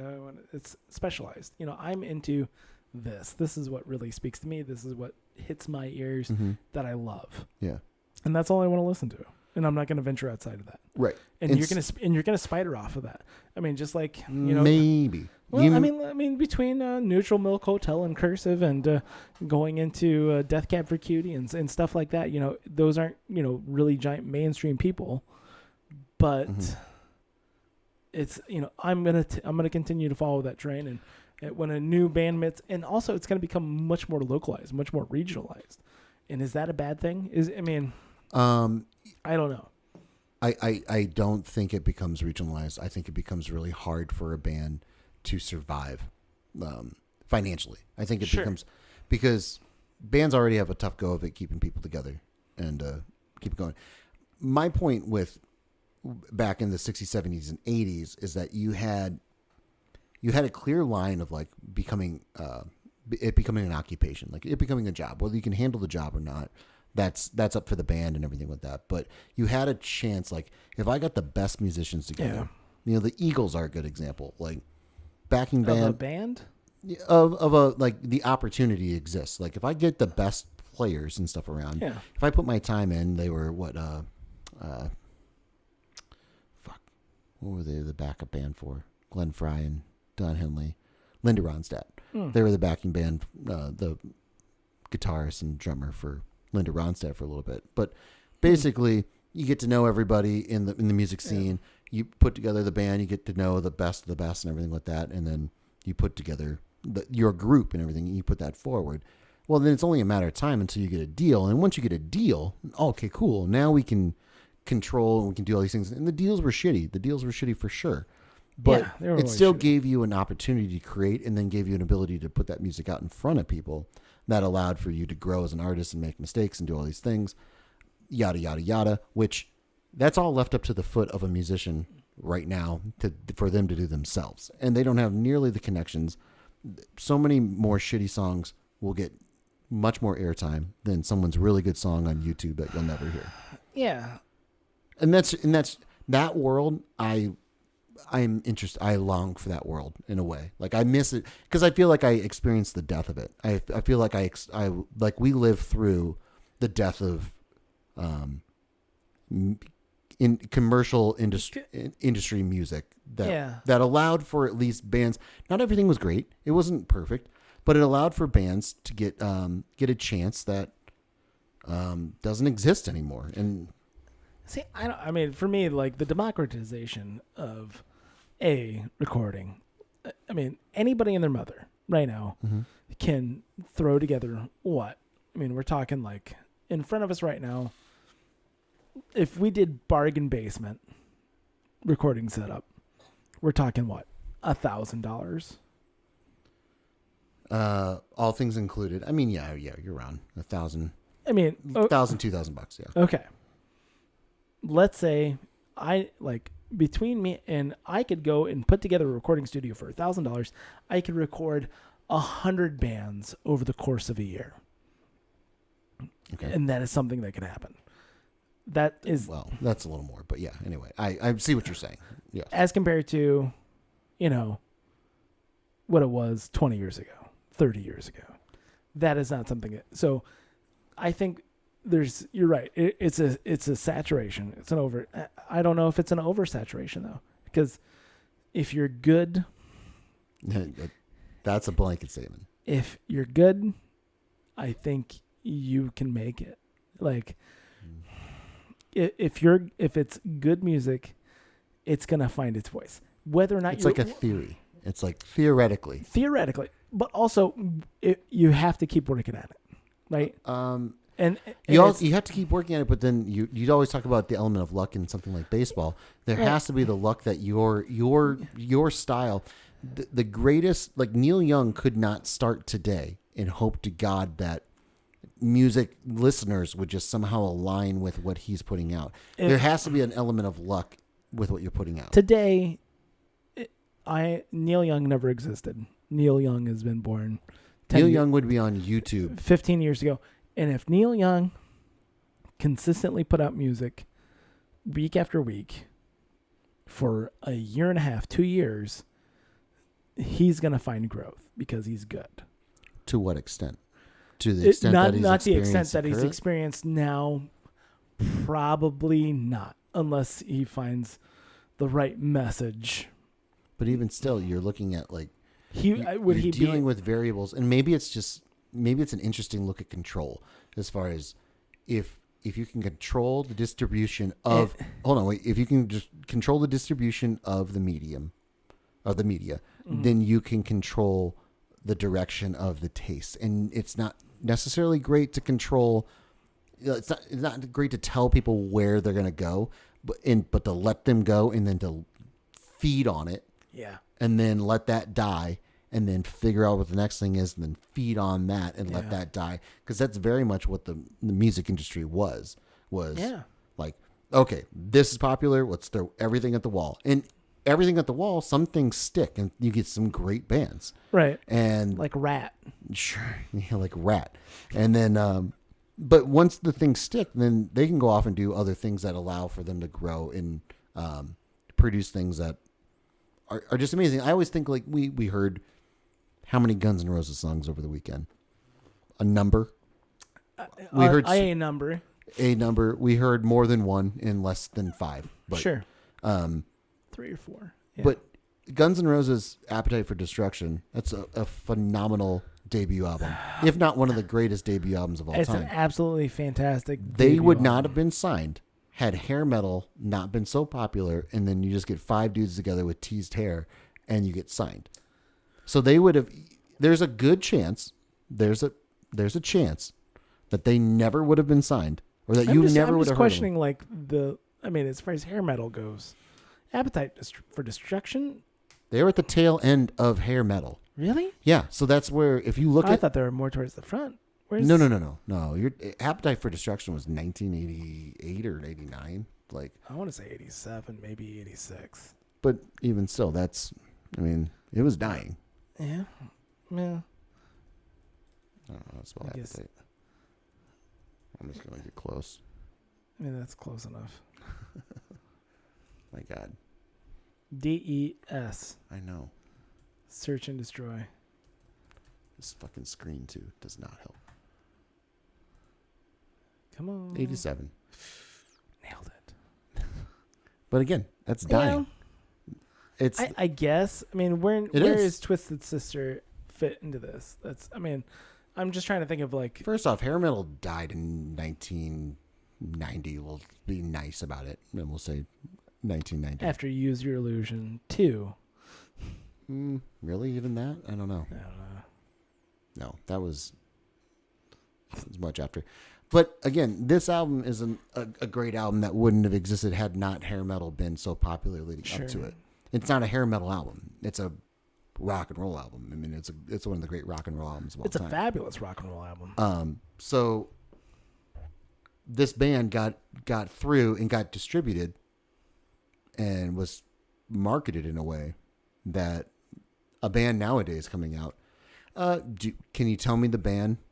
Can you name the band? Okay. That was they sound like Led Zeppelin. It's like Led Zeppelin. Within the last 5 years. It's not Wolfmother. No. It's what's the name? Exactly. Of that garbage band? Yep. Greta Van Fleet. There you go. Good job. Good job. Did it. Yeah, you And did it. I could not listen. If you could pull up like name that tune, Uh-huh. not gonna be able to do it Right. at all.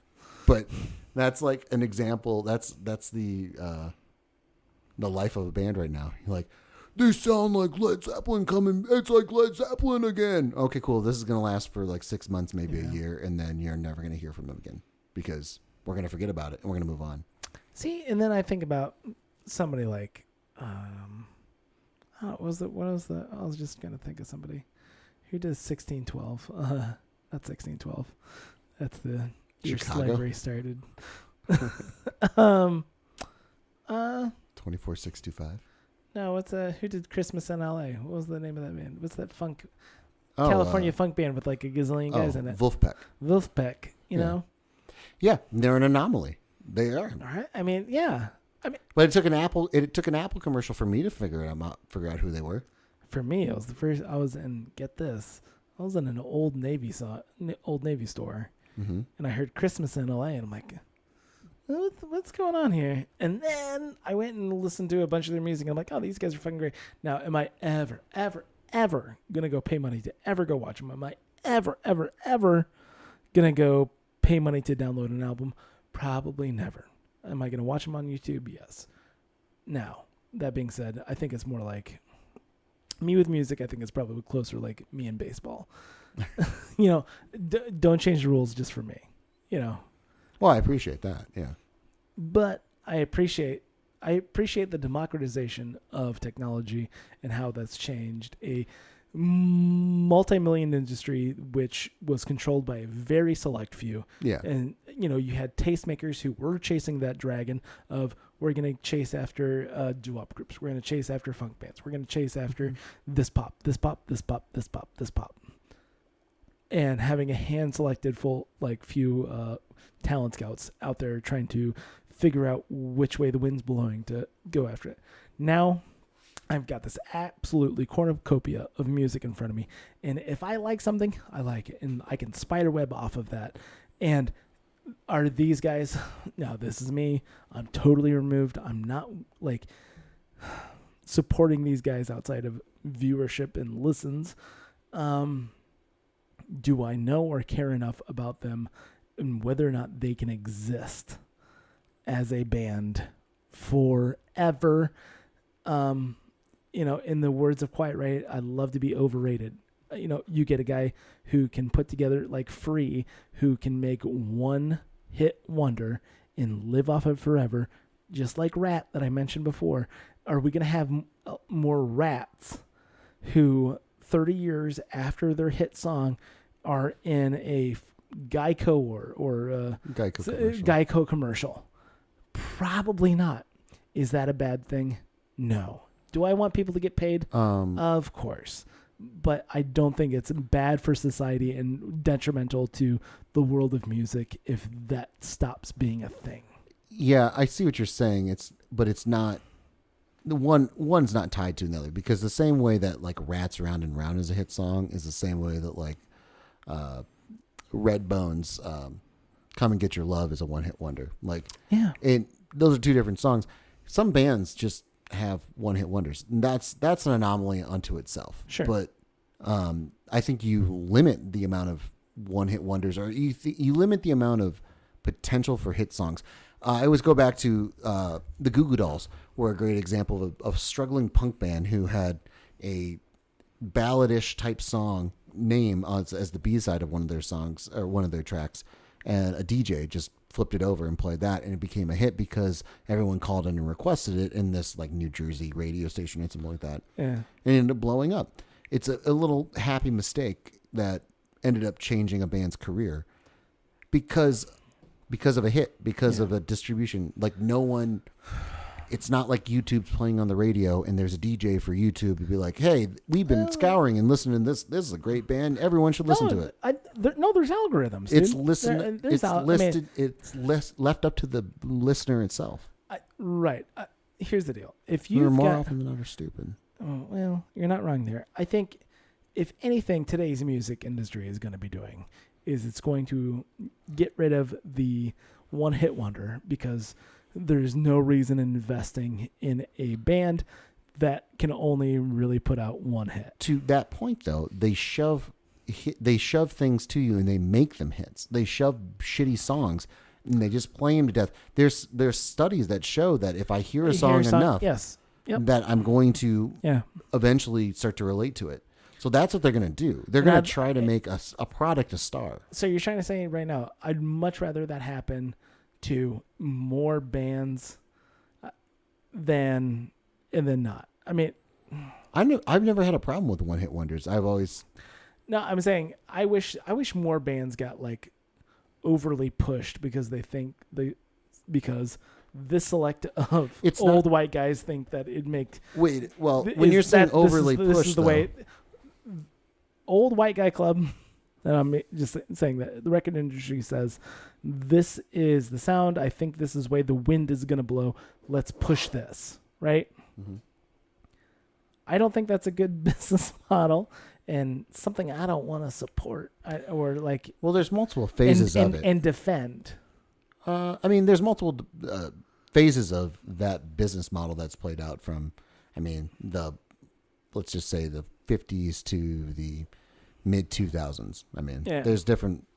There's been many different approaches and many different, you almost have to look at it label by label instead of just like an overarching industry, because the way that like Sub Pop in the early 90s approached making records and music and stuff like that was different than like Columbia. But was Columbia aware of what Sub Pop was doing? Were other labels aware of what smaller labels were doing, because they wanted to capitalize on the next big sound? Right. For sure. I just think about there's some kind of comfort in the knowing that you could get to a point where you had the freedom to create, and you had the freedom as an artist to be able to sit in the studio, have the resources. There's so many bands that I know, musicians that I know that are older than me, that they never even dreamed of recording. Like that never became a possibility, you know, and you'd have to work so hard to get to the point of that. Right. So to get to a point where you could record and, you had like let's say you had a 5 album deal, which was a pretty standard, 3 to 5 albums was a pretty standard deal. If you can get to that point, the freedom that you had to create and make great songs, there's a lot more people that made multiple great songs. Unless it's not there. I mean, unless what's not there? Your music. But normally you're not getting the deal unless you're in that right time and place. Let's say you get to that third album and that third album deal, and your gas tank is empty. You put out. And that's happened to bands. You poured your love and your literally probably 10 to 15 years of hard work into writing 8 to 9 really great songs. That's your first album, and then you immediately tour the shit out of it. You learn a lot of new exciting experiences. That turns into your tour not your tour album, but your road album. Your sophomore slump. Your sophomore slump. And now you're here. You're in your third album, and you got nothing.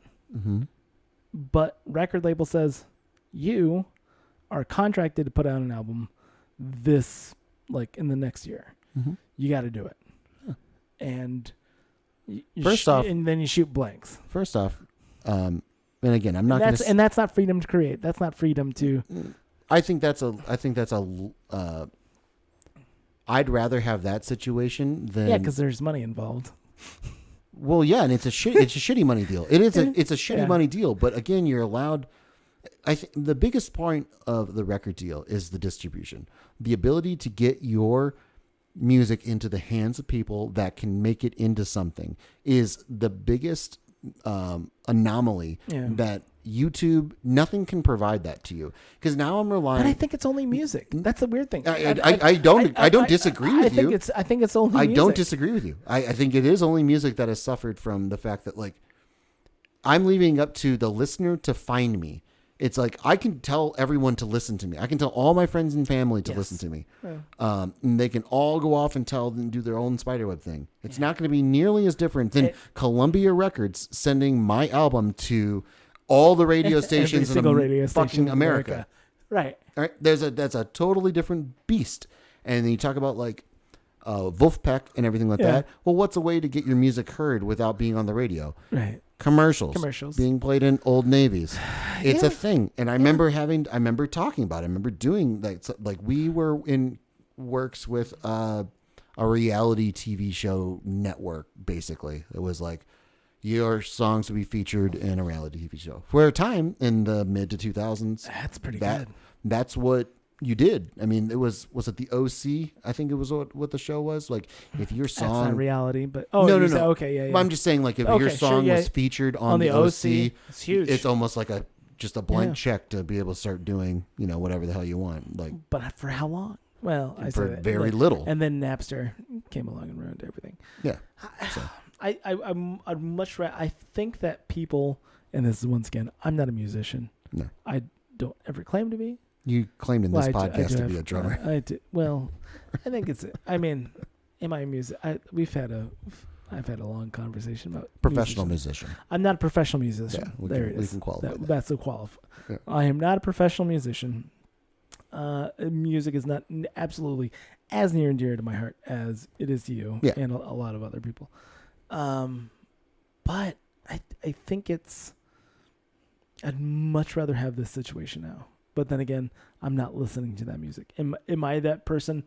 Am I that person on the edge that if the weird place we are now, I'd be listening to a lot of other music and I'm going to be buying a lot more albums. I've always been very content with just listening to free radio. So, well, and that's at your core, that's who you are. Yeah. And at my core, I would like to experience the freedom of going out and seeing. I mean, Guns N' Roses is a great example. There's a time when you can just go see them on, the Sunset Strip, trying to make it while they're recording, Appetite for Destruction. That doesn't exist anymore in the same way that it did back then, and it was a totally different beast. Correct.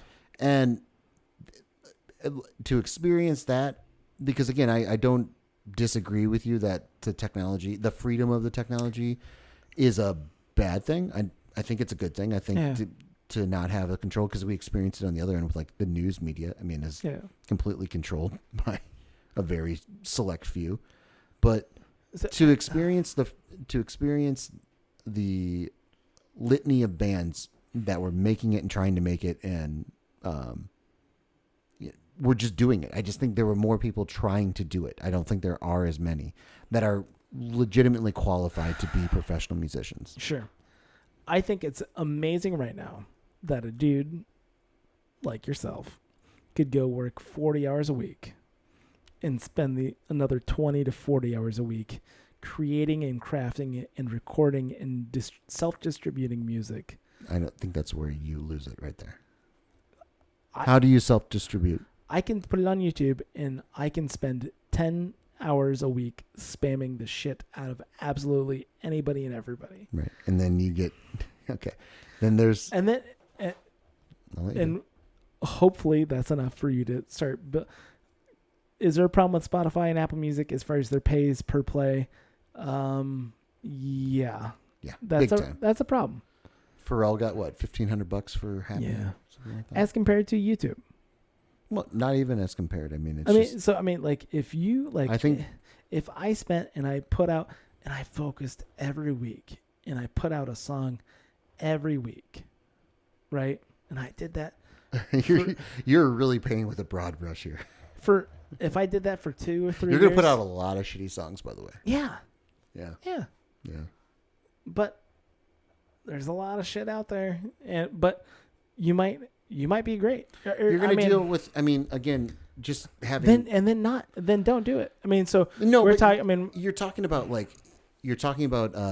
branding. You're getting branding involved here. Now you're going to be the band that just. I was listening to a podcast where they were talking about Dane Cook, and he was one of the first people to jump on MySpace and everything like that, and then just be in touch with fans and everything like that. Basically, right? It's great when you're the first person through the door, but anymore, if I'm spamming you, I'm not. Well, not spamming me, but no. But if I'm spamming people, if I'm going to be a bit like, hey, listen to my new album, listen to blah blah new song, like, and maybe it's just me, maybe it's just my personality. I'm not going to like that you do that. I'm not going to want to listen to it. I'm not going to go off and do it. Like, I don't think it's a good way to get your music out there. I think it's a good way to get superficial, not even superficial, but inflated numbers based on just not the quality of your song, but the ability for you to network. Yeah, so like a record company. No, because I think because there's litany of examples of people that were quality musicians that were signed to record labels. But there's also a litany of bad musicians, and people have no business being referring to themselves as a musician, being spammed by a record company who've had their album. There's more people nowadays that have no business calling themselves musicians who are musicians than there were 20 years ago, for sure. Any fucking person with a fucking ukulele on YouTube can do a rendition of fucking what's the stupid song over the rainbow. Yeah. And all of a sudden that was pre-YouTube. No, but they're doing Dana Carvey derivative versions of it. And oh my God, aren't they amazing? Oh my God. No, they're not. They're just doing the same thing that somebody else did. It's not original. And that's a million. It's a million people out there. Yeah. And they're not going anywhere. I think I think the internet would beg to differ. There's a lot of ukulele out there. There's a lot. And there's a lot of people with like shitty webcams that just sit there and record into their computer or their iPhone, and it's not good, but it's passed off as good, and it would not get past the front desk of Columbia Records. Tell that to Steelers Wheelers. Steelers Wheelers. Steelers Wheels. Wheelers. Steelers Wheel. Is that it? Yeah. What was their other song? Well, the dude, I forget his name right now. He went off to have some hits and stuff as well. Yeah? Yeah. Just the dude. If you want me to look it up here, I'll find it out. But was it Kenny Rogers? No, it wasn't Kenny Rogers. Oh, that's right. He was in the... That's Steelers Wheel. What's Kenny Rogers' band? The The Association. Association. No, not the Association. First edition. First edition. Thank you. Jerry Rafferty. That's who it was. He did the Baker Street. And then right down the line. Where's the other two? He's Scottish. Bagpipes. So. Yeah. Okay. So, yeah. You're wrong, but What do you mean I'm wrong? The fuck? I think I'd much rather have I'd much rather that everybody and their mother be able to put their soul out on the internet than have and hope and have so many of them lost to the seas of time that they get lost in the ocean of just a gazillion people rather than A select few of quality people. a select few that have been hand selected and But you're plucked and chosen, But being the chosen. No. people. It was so many more though. Like I think that's what you're missing. And again, I would love if both existed. I would love if there was like the softball rec league that you could join, and then there's still professional baseball. Like Yeah. it seems like now we just have the softball rec league, and we're looking at them as like, oh, that's a professional athlete right there. That's what that looks like. And it's like, no, I remember when it was, they were much better. Like it was I a think much that- better quality. But they're out there. They are They out there. haven't- It's they not have- like it's not they like the haven't- it's not they like the stopped- professional baseball players wouldn't go join the rec league softball teams. Okay, No, you And just be got a like, really that's the you got a good- really awesome hometown AAA team, not AAA, but you know your whatever league. rec league. I'm It's not talking rec- beer rec league. That's what YouTube is. Yeah. Beer, like the chug a beer, get to first base. That's YouTube. And everybody's like, "Holy fuck, that guy!" And that guy's like, whoa, that's fucking amazing. It's like watching Babe Ruth. And it's like, no, that's actually like watching someone play rec league baseball in a small town. Like it's not that impressive. But we can make it impressive. I told you about trying to find a quality cover of ABBA's SOS, and the amount of garbage that was out there Sure. is staggering. And it's all bands from like 2010 on. And it's like, this has got hundreds and thousands of views, and it sucks. So, But are they bands you've heard of? no. And that's good. Why? Why is it good that a band Why? you've never heard of did a shitty cover? But it has hundreds and thousands of views? Yeah. That's not easy to get. Well, yeah, it is. Over the course of like 5 years. Okay. I'm just saying, like, those people did not move on and become great stars and just make But how many bands, and make how many millions of dollars. singers have become famous off of YouTube? I mean, a lot. Yeah. Yeah, that's a problem because it's not. I don't know. Maybe it's just me waxing poetically about the music industry for all of its flaws. I'm not going to say that it's fucking perfect, but it did allow for this barrier for bands to have to work a certain amount and get to a certain level before they'd even look at you. And a lot of things you'd have to like do the right way. You couldn't just like Tom Petty had the story of just walking into record labels and giving them the disc, and they're like, "This is not how it's done," you know. Right. And after that, it's like no one could do that. But it was nice to have at least a threshold that if you're good enough, you can get to here. And then once you get here, now it's a different game. Now it's a completely different world. So you're saying so many people right now are working hard, writing music, putting their ever-loving soul No. and putting it into an album, and it's not good enough for you to listen to, so No. fuck them. No. They're not putting their heart and soul into it. They're not putting the production value. They're playing it on YouTube with their guitar, or like Yeah. they're singing to a backing track or whatever the hell they're doing. They're doing very little work, and then it's like, oh, I did this once for like a week, and then I should get a record deal. Versus like, Oh. I've been playing in a band for you think 5 years. Or Do you think those 6. people think they should get a record deal? Or are you projecting? That's my... Let me What- put my analyzing hat on. I mean, where... Like, the number of people... So those people who did their shitty SOS covers, right? No. Those were like So- a lot of those were way too professional for for my comfort level. Sure. For how shitty it was. A lot of like not Tiny Desk recordings, but similar. Similar. Yeah. Okay.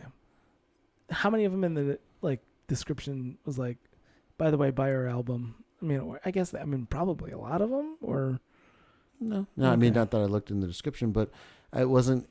This is getting a sense of these were, they were pretty well produced album or well produced. Okay. One was alive in front of a good amount of people. Oh. I don't hold live albums. I'm talking again. You're conflating it with like a produced video of a band that like went into a studio and recorded their album versus a person sitting in front of their webcam pressing record and playing a cover of Wagon Wheel and being like, I'm sure there's okay, I'm just waiting for the hundreds of thousands.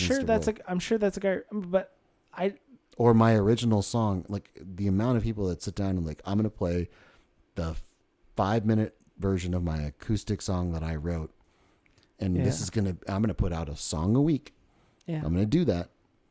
And it's garbage. It's absolute garbage. And there's a lot of garbage out there. And those people would barely they're open micers. I mean, that's the whole world but some of them are good. No. None. No. Not a single one. Okay. Yeah, I want to be logical about this argument here. But, a lot of them are bad. Yeah. A lot of them get way too much attention. And a lot of people who dropped off their CD at Columbia Records never got it heard. Were awful. Yeah. And the thing is that it was to the point that nobody would listen to it. Nobody listened to it. And to that point, like one person would listen to it. One intern, one person's shitty job was to listen to that. Nope, fuck this. Yep. And that was the only person that had to suffer through it. And now we put those people on a pedestal, put even a percentage of those people on a pedestal, and they get to go off and do other things. No. Which is garbage. No. Okay, so shitty intern gets my cassette, my demo that I dropped off, and somehow I got it into somebody's right hands. And he plunks it in, pushes play, and it's some kind of weird, kind of funk, Rastafarian pop stuff. I don't know. I'm going crazy. Yeah. Right? You know what? Hold on. The hair metal's what's in. Click, eject, bin. Yeah, and that's a problem. Yeah, those are all those. But again, but there were other labels though that allowed that were always thinking ahead, that were always doing different things. So you're right that like maybe Columbia throws it out, but some independent label can sign you and then do it. But independent labels have been murdered. Yes. In the last 25 years. Okay? How is that possible when you have like a gazillion other labels? Like, well, there's labels that exist that don't make any money. Like you and I can have a label if we want, but we're not going to make any money. Oh, I'm into that. Yeah. Do you want to start This Could Be a Podcast music label? Yeah. Okay, cool. Well, here's the thing. We're not going to make any money. Okay, go on. You got me. You got me, right? We have all the stuff, right? Right. So it's just going to be an exorbitant amount of time and effort. And then we got to bring in Jeff Rich down from Gary, Indiana to mix it professionally. And then and that's what it is. And we can just go scam old people at the mall. Exactly. Yep. And then just tell them it's going to go on YouTube, and that's like making it. So there you go. And they can share it to all their friends and family. And maybe, if it's not absolute complete garbage, his family members will share it with some other family members. And maybe, just maybe, at the end of the day, this could be a podcast, I guess.